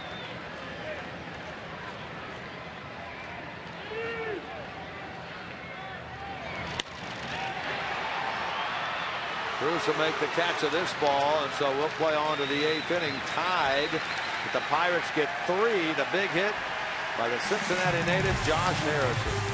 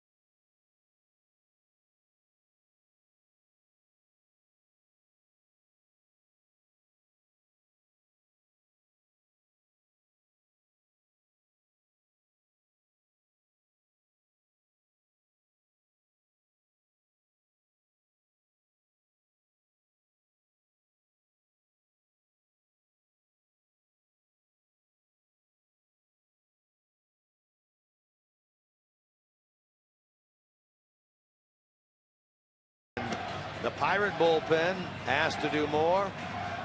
Josh Harrison, meanwhile, moves from second base to third base for the Pirates. His second baseman is Clint Barmas. And the new pitcher is Mark Melancon. He takes over here in inning number 8. Well, this is about a ball game that you would figure that these two teams would have, really. Although, with the exception of knowing that Johnny Cueto was on the mound for the Reds tonight. Both of these teams within a game of each other in the standings, actually a half a game apart. Very close, but still under 500. Trying to take over third place is the Reds, and here we go into the 8th inning, all tied up. Mark Melancon has been their 8th inning pitcher. He has been a guy who's a former closer, and when Jason Grilli a couple of times has gone on the DL, he stepped in and done a heck of a job in the closing role. Now here he is to work the Cozart in inning number 8 in this 5-5 game. Well, he's been pretty good lately. He's not given up a run in the month of June. Covering 6 appearances. Former Houston closer. 16 saves a year ago with this Pirate team, and he's filled in admirably this year for Grilli as well and had 10 saves. Grilli's had time on the disabled list.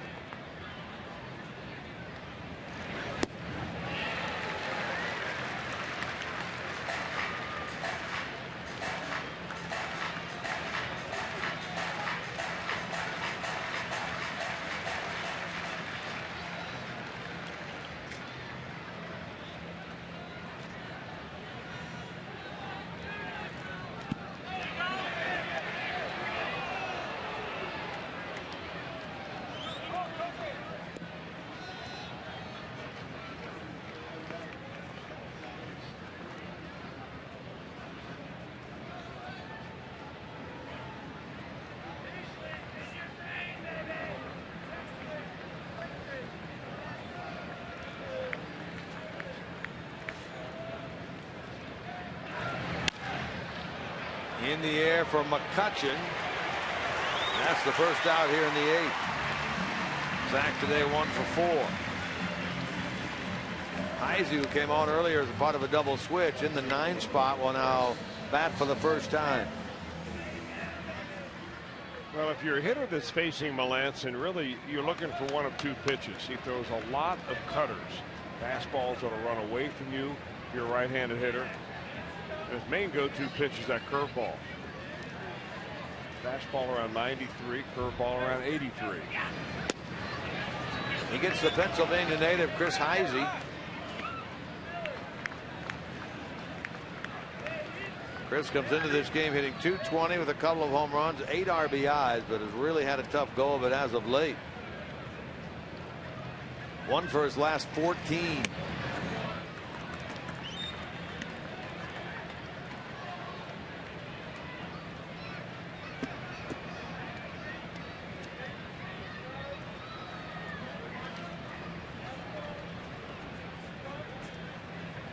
Billy Hamilton waits on deck.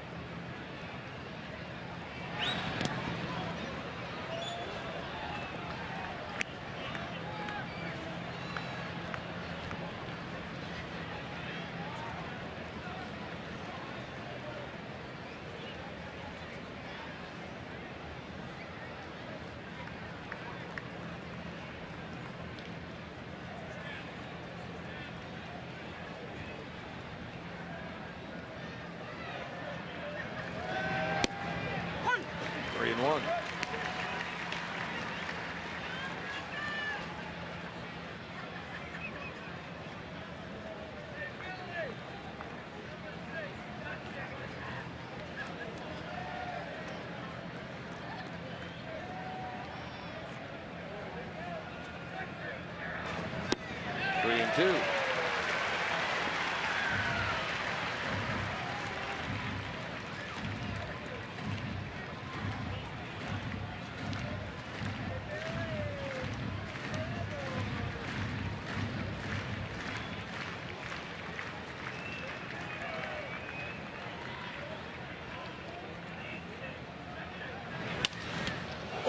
Right back off the body of Melancon, who blocks it. and throws the first for the out.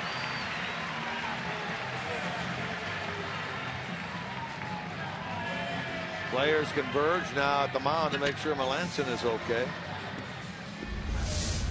Right back through the middle. That was a formula that worked for the Pittsburgh Pirates in the bottom of the 7th inning, but this one hit very sharply off the bat of Heisey. Nothing to show for it as he bounces it off his body. The 2 out. Here's Billy Hamilton.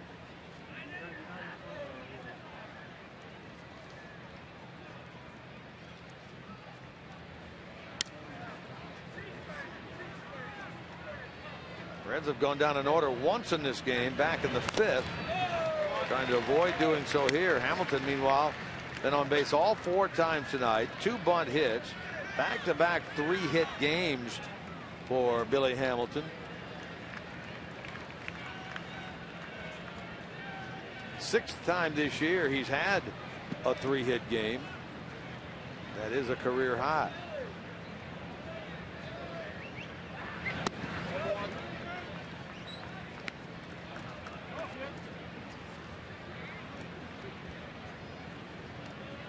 Bullpen game now. Both starters turned in quality starts in this game in terms of the numbers. Cueto 2 runs in 6 innings. Compton 3 runs in 6 innings.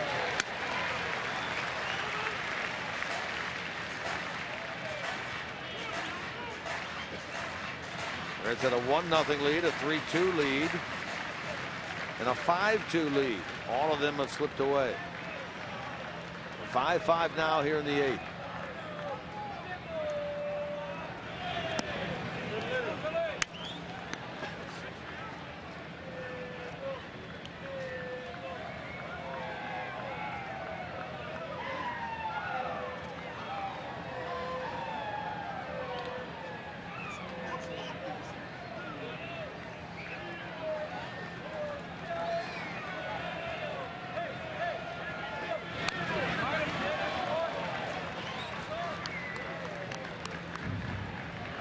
Frasier waits on deck.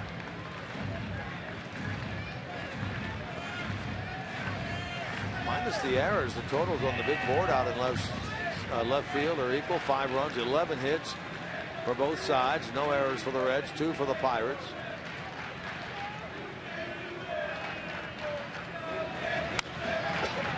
In the air for Polanco. And the inning is over. Reds for the 2nd time go down in order. Pirates upcoming bottom of the 8th in a 5-5 game.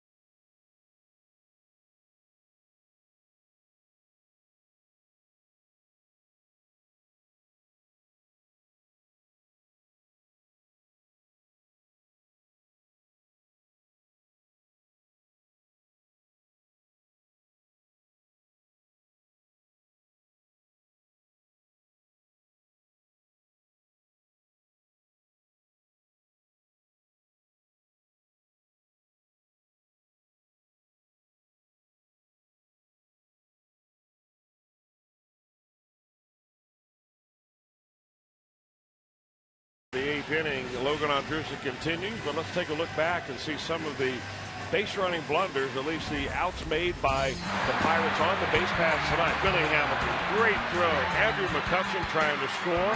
Nice tag by Brian Pena. That out was big, but here's Josh Harrison trying to go to third base on a ground ball to shortstop. That's a mistake, and a throw on the money by Brian Pena to end the inning. That was in the sixth. Both of those by Harrison and then by Jose Tabata in the sixth inning. That's the way Reds have gotten 3 of the Pirates out tonight here in this 5-5 game. That's your toot bland package right there. Well, not quite toot bland, but the Harrison one definitely.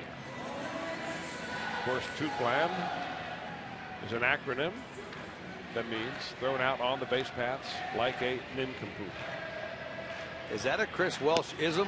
No, I stole that or borrow it at will. It's a good one. It is a good one, definitely. I know a good line when I steal one. Andrusik trying to put a 0 on the board, and he'll get a first out here off the bat of Barmas, who took over at second base. Phillips will handle that. That's the first out here in the 8th.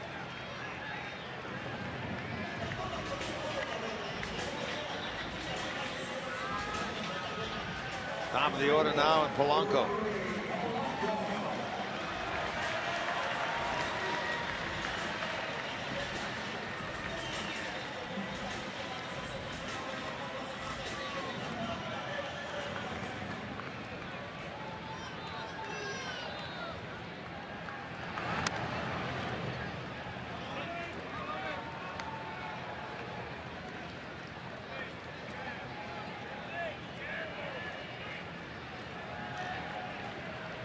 Tonight he's 1 for 4.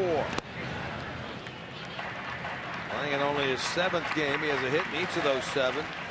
Young man who was tearing it up down at AAA Indianapolis. #1 prospect of the Pirates.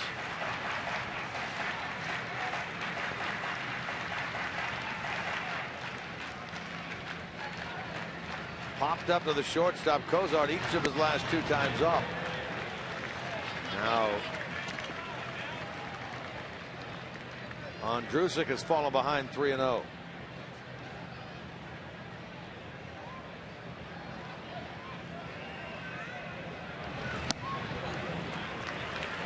And he walks him on 4, and so the go-ahead run in the bottom of the 8th on with 1 out for the Pirates, and the big part of their order coming up.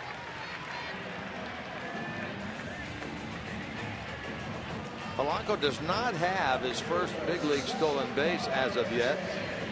We were talking earlier in the game that he has had some very good minor league years in terms of steals. 38 a couple of years ago, 43 years ago, 15 at AAA Indianapolis earlier this year. No steals, no attempts yet in his week in the big leagues. Marte with a base hit. Now the Pirates are really stirring it up. 2 on with 1 out here in the bottom of the 8th. And not a lot of help out there in the bullpen either. Nobody up and throwing in the Reds pen. It's going to belong to Logan Andrusik, and he will face now the reigning MVP and Andrew McCutchen. He's got to get through McCutchen and Davis. Keep this a scoreless game headed to the 9th inning. McCutchen 4 for 9 lifetime with 2 home runs against Andrusik. I wish you hadn't told me that. Looking to keep his streak alive. He has 8 straight 2-hit games going into tonight. He has 1 hit so far tonight.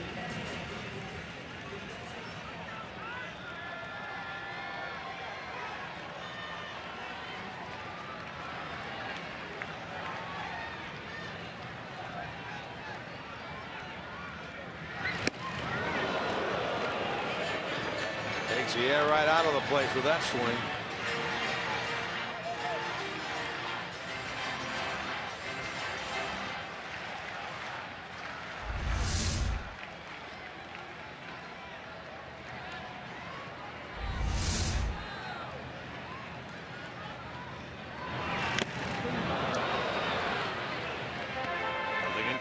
Boy, coming right after him. Sure is.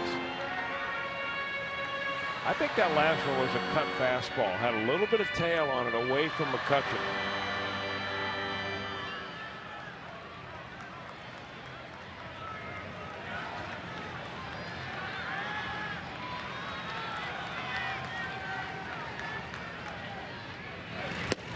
Got him on 3 pitches. Andrew McCutchen disposed of by Logan Ondrusek. Wow. All fastballs, all swing and misses. And good morning, good afternoon, and good night. Our flamethrower of the night brought to you by Cholula. Bringing the gas at 93 and putting down McCutchen with the go-ahead run at second base. We were talking about reading the lips of McCutchen earlier when he said he got me on that play at the plate. And that replay there, I thought I just saw him say, wow, when he struck out against Ondrusek on 3. Ike Davis had a big hit in the 7th, and here he is again in a clutch situation in the 8th.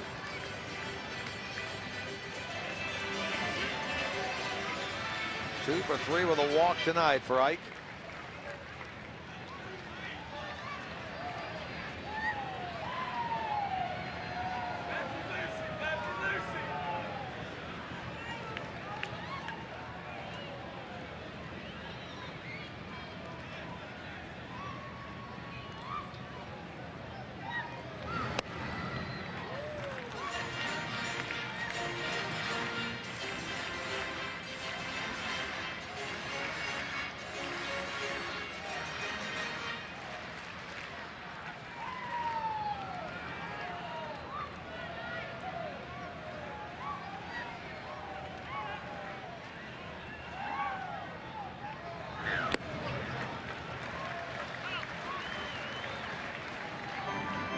Both bullpens busy. J.J. Hoover on the Red side, Jason Grilli on the Pirate side of things.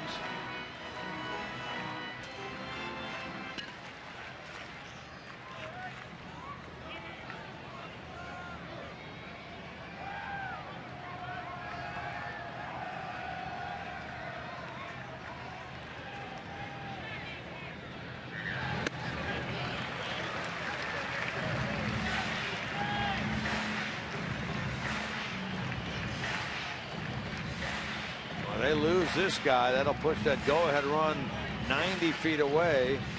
Bring up Russell Martin, who has 3 walks and a hit, plus an RBI to the plate.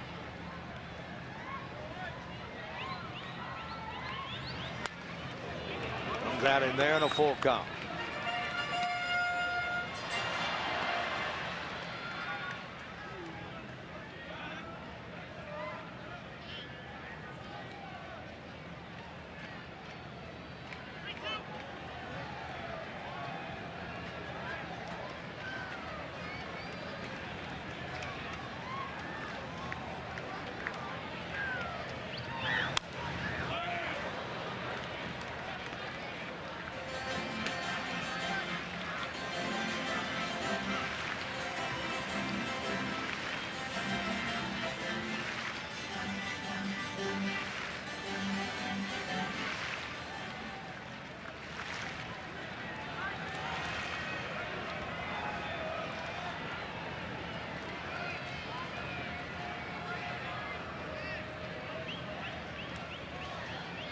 There go the runners. And we'll do it again at 3-2.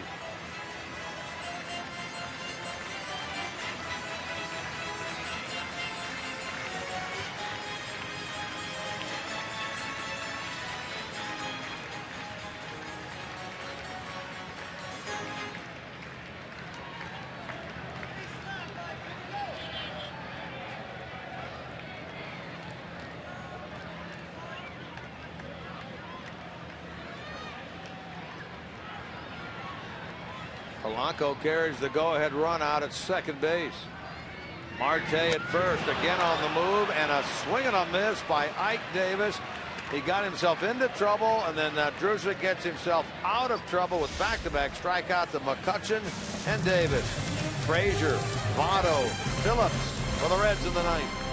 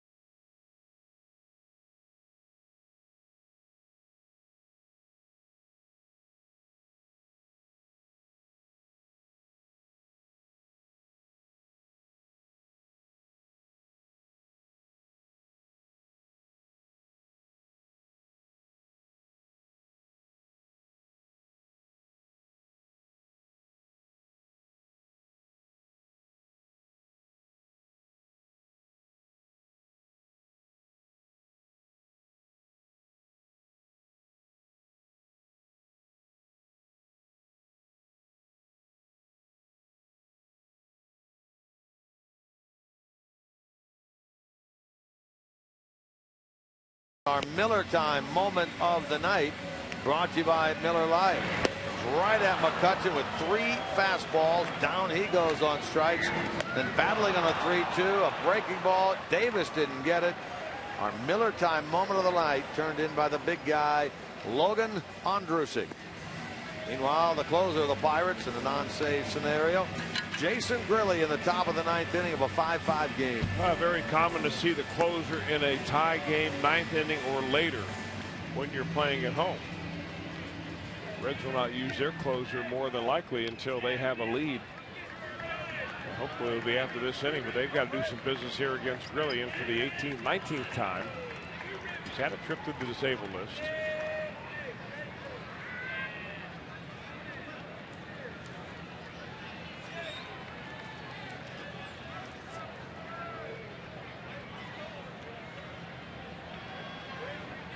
Yeah, he missed almost a month with the left oblique strain, late April to late May, Jason Grilli. He gets Frasier to get it going here in the 9th inning of a 5-5 game.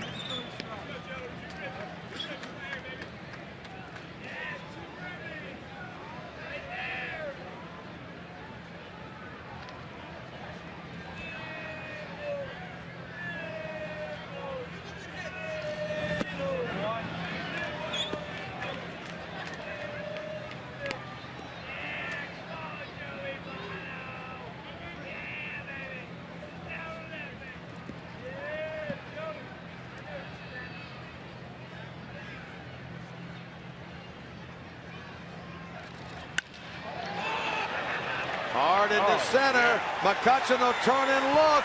Home run, Todd Frasier. Boy, that guy's got some power.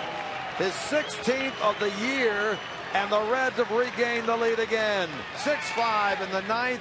Frasier comes through with a blast against Jason Grilli.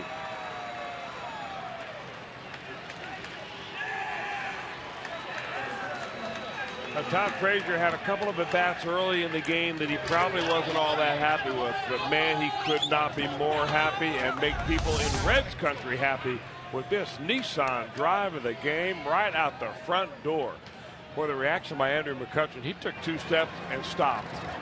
And that's when you realize that baby was out of here. You know, those balls that Frasier hits, we've seen a lot of them. They just have a different sound to them.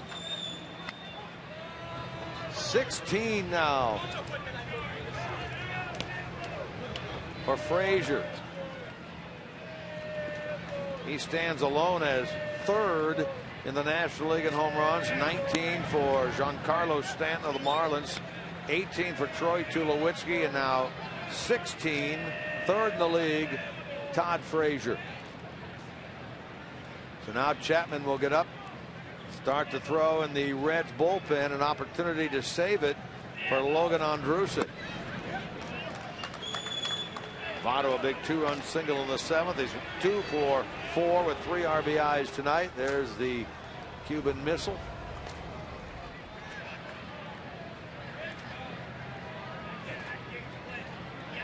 Frasier, remember, had 4 home runs during the homestand. That big 2-run homer against the Brewers the other day, Sunday. Nice running catch by Marte out in left field.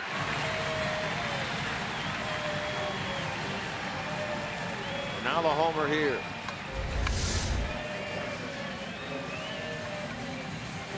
He was very deep for Votto. Made that one right at the shins on the run. Joey 2 for 5. Here's Brandon Phillips.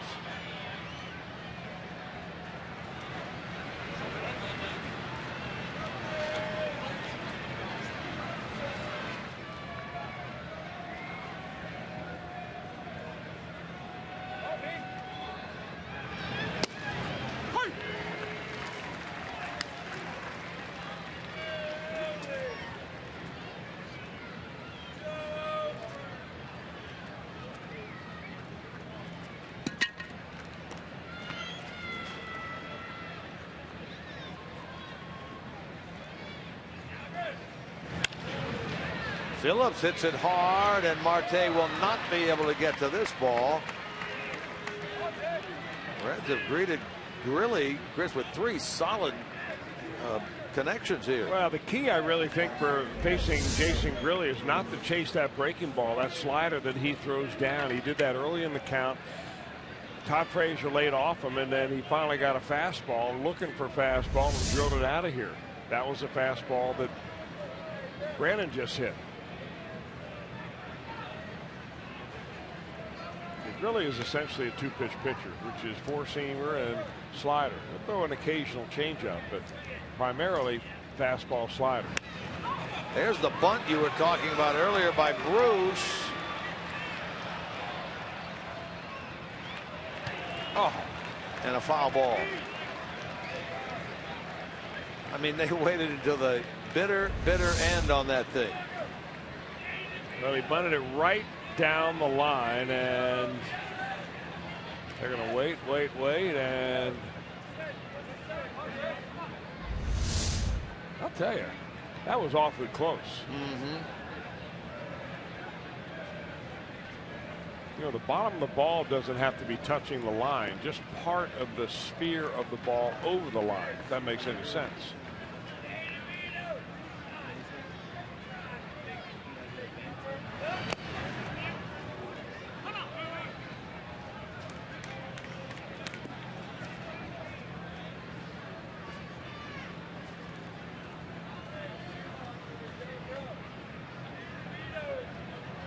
Jay has a hit tonight in the game, a double. He has not had much fortune against Grilly.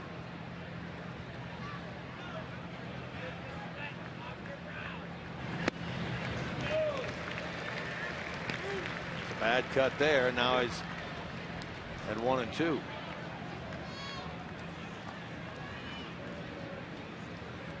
Six-5 Reds, 9th inning.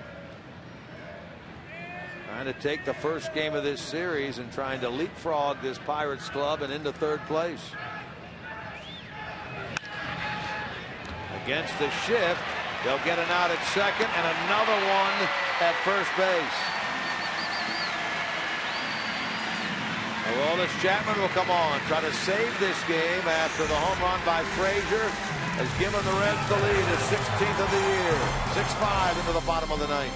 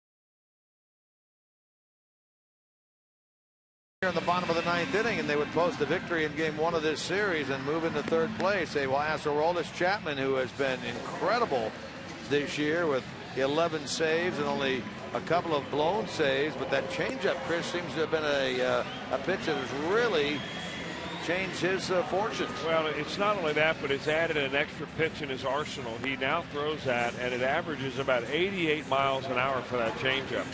He throws it about 13% of the time. The slider, he's throwing a little bit more as well, 23% of the time. So that means he's not throwing his fastball as much. In fact, at one time over the last few years, we've would see stretches for Aroldis Chapman where he became nothing but a one-pitch pitcher.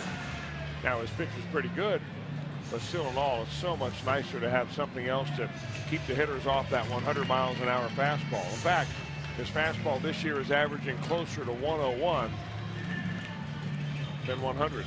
Interesting, the Reds make an outfield change and bring Roger Bernardina into play right field for Jay Bruce. Maybe his knee's barking a little bit. So Bernardina in right, Chapman on the mound.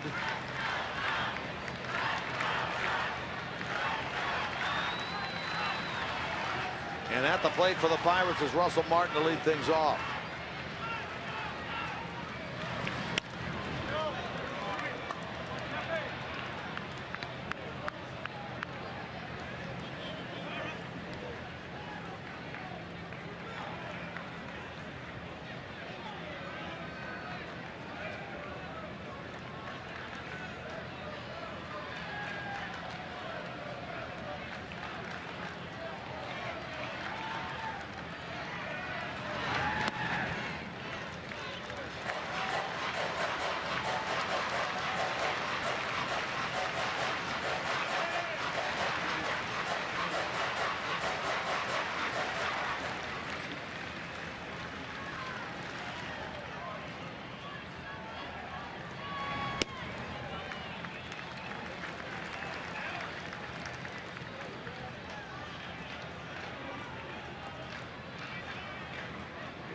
Martin to be followed by a pinch hitter for Grilly. And then Harrison. Left field, and Heisey on the run near the stands, and he can't get it. Fan in the stands caught it.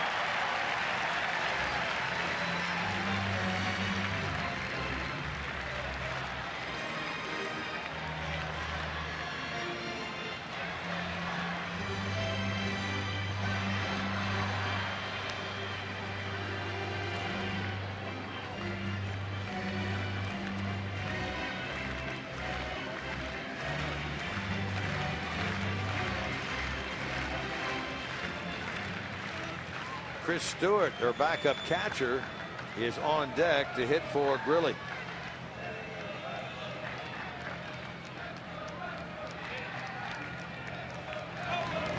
Got it. Came with the heater there, and Martin is a strikeout victim in the first out in the bottom of the ninth.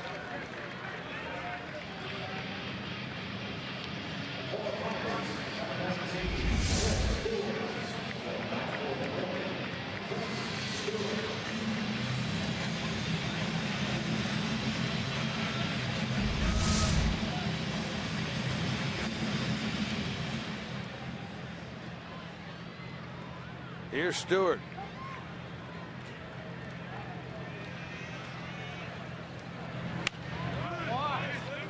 Chris hitting .266 and 64 at bats. His first pinch hit appearance of the year. Really right now is a pitcher of record for the Pirates. He's 0-1 on the year. His only loss is when he gave up a 2-run homer in the 9th inning here to Ryan Braun back on the 19th of April. If the Reds hang on and win this, his 2 losses both would have come via the home run ball.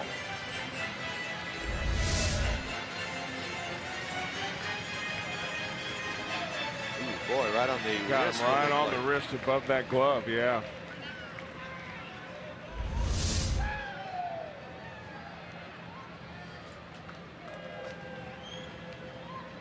Josh Harrison waits on deck.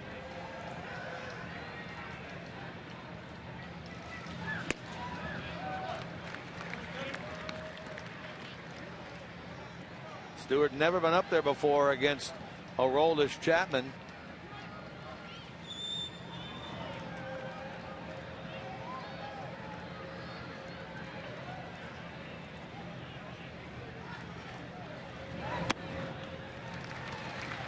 Now he's ahead on the count, 3 balls and a strike.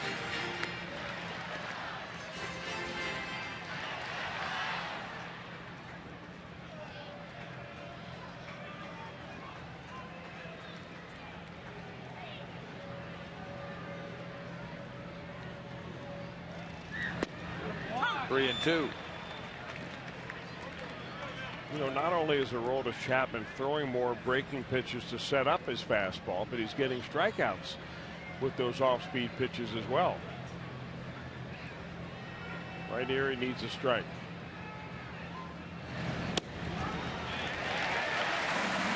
Moved inside on Stewart for ball 4, and so the Pirates put the tying run on. Well, here's the numbers that we were talking about how he has thrown more breaking pitches and getting more strikeouts with those breaking pitches this year. Used to be if he ever got a strikeout by an off-speed pitch, it was a rarity. But you see how the trend is right now, much more evenly using his pitches. And again, the Pirates have the tying run on base. It seems like they've had the tying run on base all night long. Harrison gets a 4th hit of the night as he shoots this ball into left field, and now the Pirates have the winning run aboard.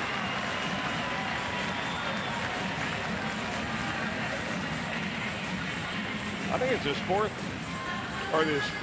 4-hit game of the year for Harrison. He had a 3-hit game earlier in the year, one just the other night in Miami. Nice young man, but I wish he'd had success against somebody other than the Reds. Well, that ties his career high with 4 hits in a game. Well, still bottom of the order. Jordy Mercer now. Coming into this game, Chapman had only given up 1 hit in his last 9 appearances, covering 9 innings. And that was a hit against the Dodgers last Thursday, the 12th. The day that wrapped up that homestand for the Reds. He gave up a hit to Fedorovich in the 9th inning. Mercer now, Clint Barmas waits on deck. So the Reds do have the benefit, as you mentioned, at the bottom of the Pirate order here. Leadoff strikeout of Martin. 3-2 walk to the pinch hitter Stewart. First pitch single to left by Harrison. Now the battery will get together. Phillips and Cozart will also join them on the mound.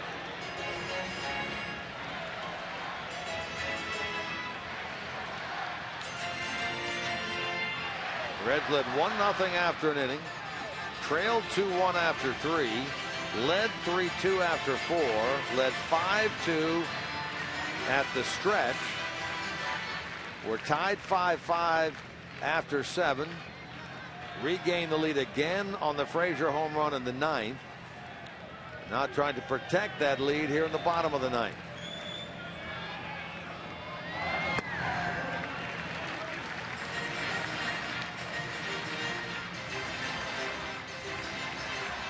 Mercer tonight, a pair of infield hits. He's 2 for 4.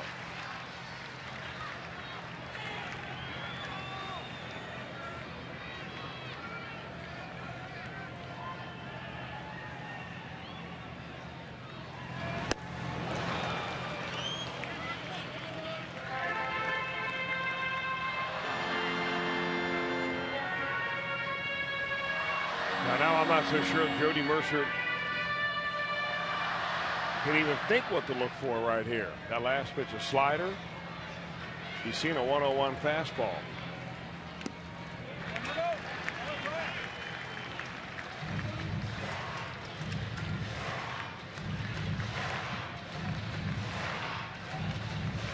You know, when you're protecting against the fastball so much, if he could just elevate that four-seamer up, I'm not so sure Mercer's got the bat speed to catch up to it. Just at the top end of the strike zone.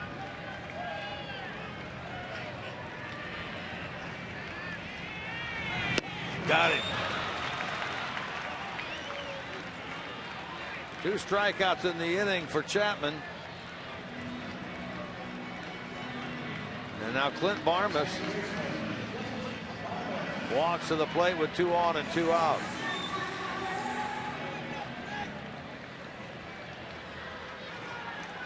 Wonder about pinch hitting for Barmes. The only other player on their bench is the left-handed hitting outfielder Travis Snyder. Barmes has a hit, a double. 1 for 3 lifetime against Chapman. 2 strikes away now are the Reds from getting to within a game of the 500 mark and 3rd place in the Central, leapfrogging these Pirates.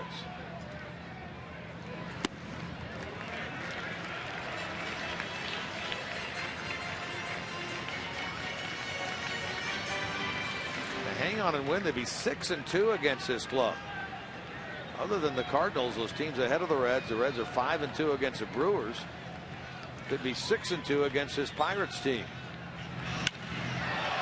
In the air to left, Heisey will go back, still going back, near the wall, he got it! Reds win! Barmes gave it a ride to the wall. Heisey had to turn and run, then look back and refine the baseball. He did, he caught it, he banged into the wall, he hung on, and that's exactly what the Reds do. They win it 6-5 in the first game of this series over the Pirates.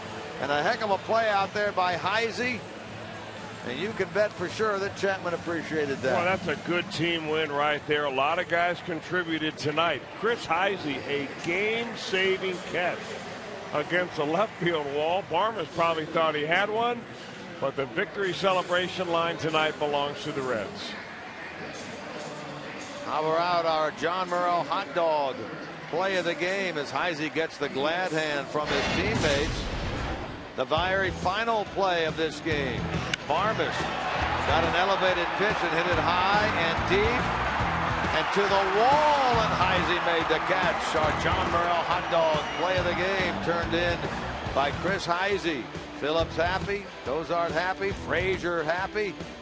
Reds a winner, 6-5 over the Pittsburgh Pirates, and now within a game of the 500 mark. We invite you to stay with us. Reds Live postgame presented by King's Honda is next.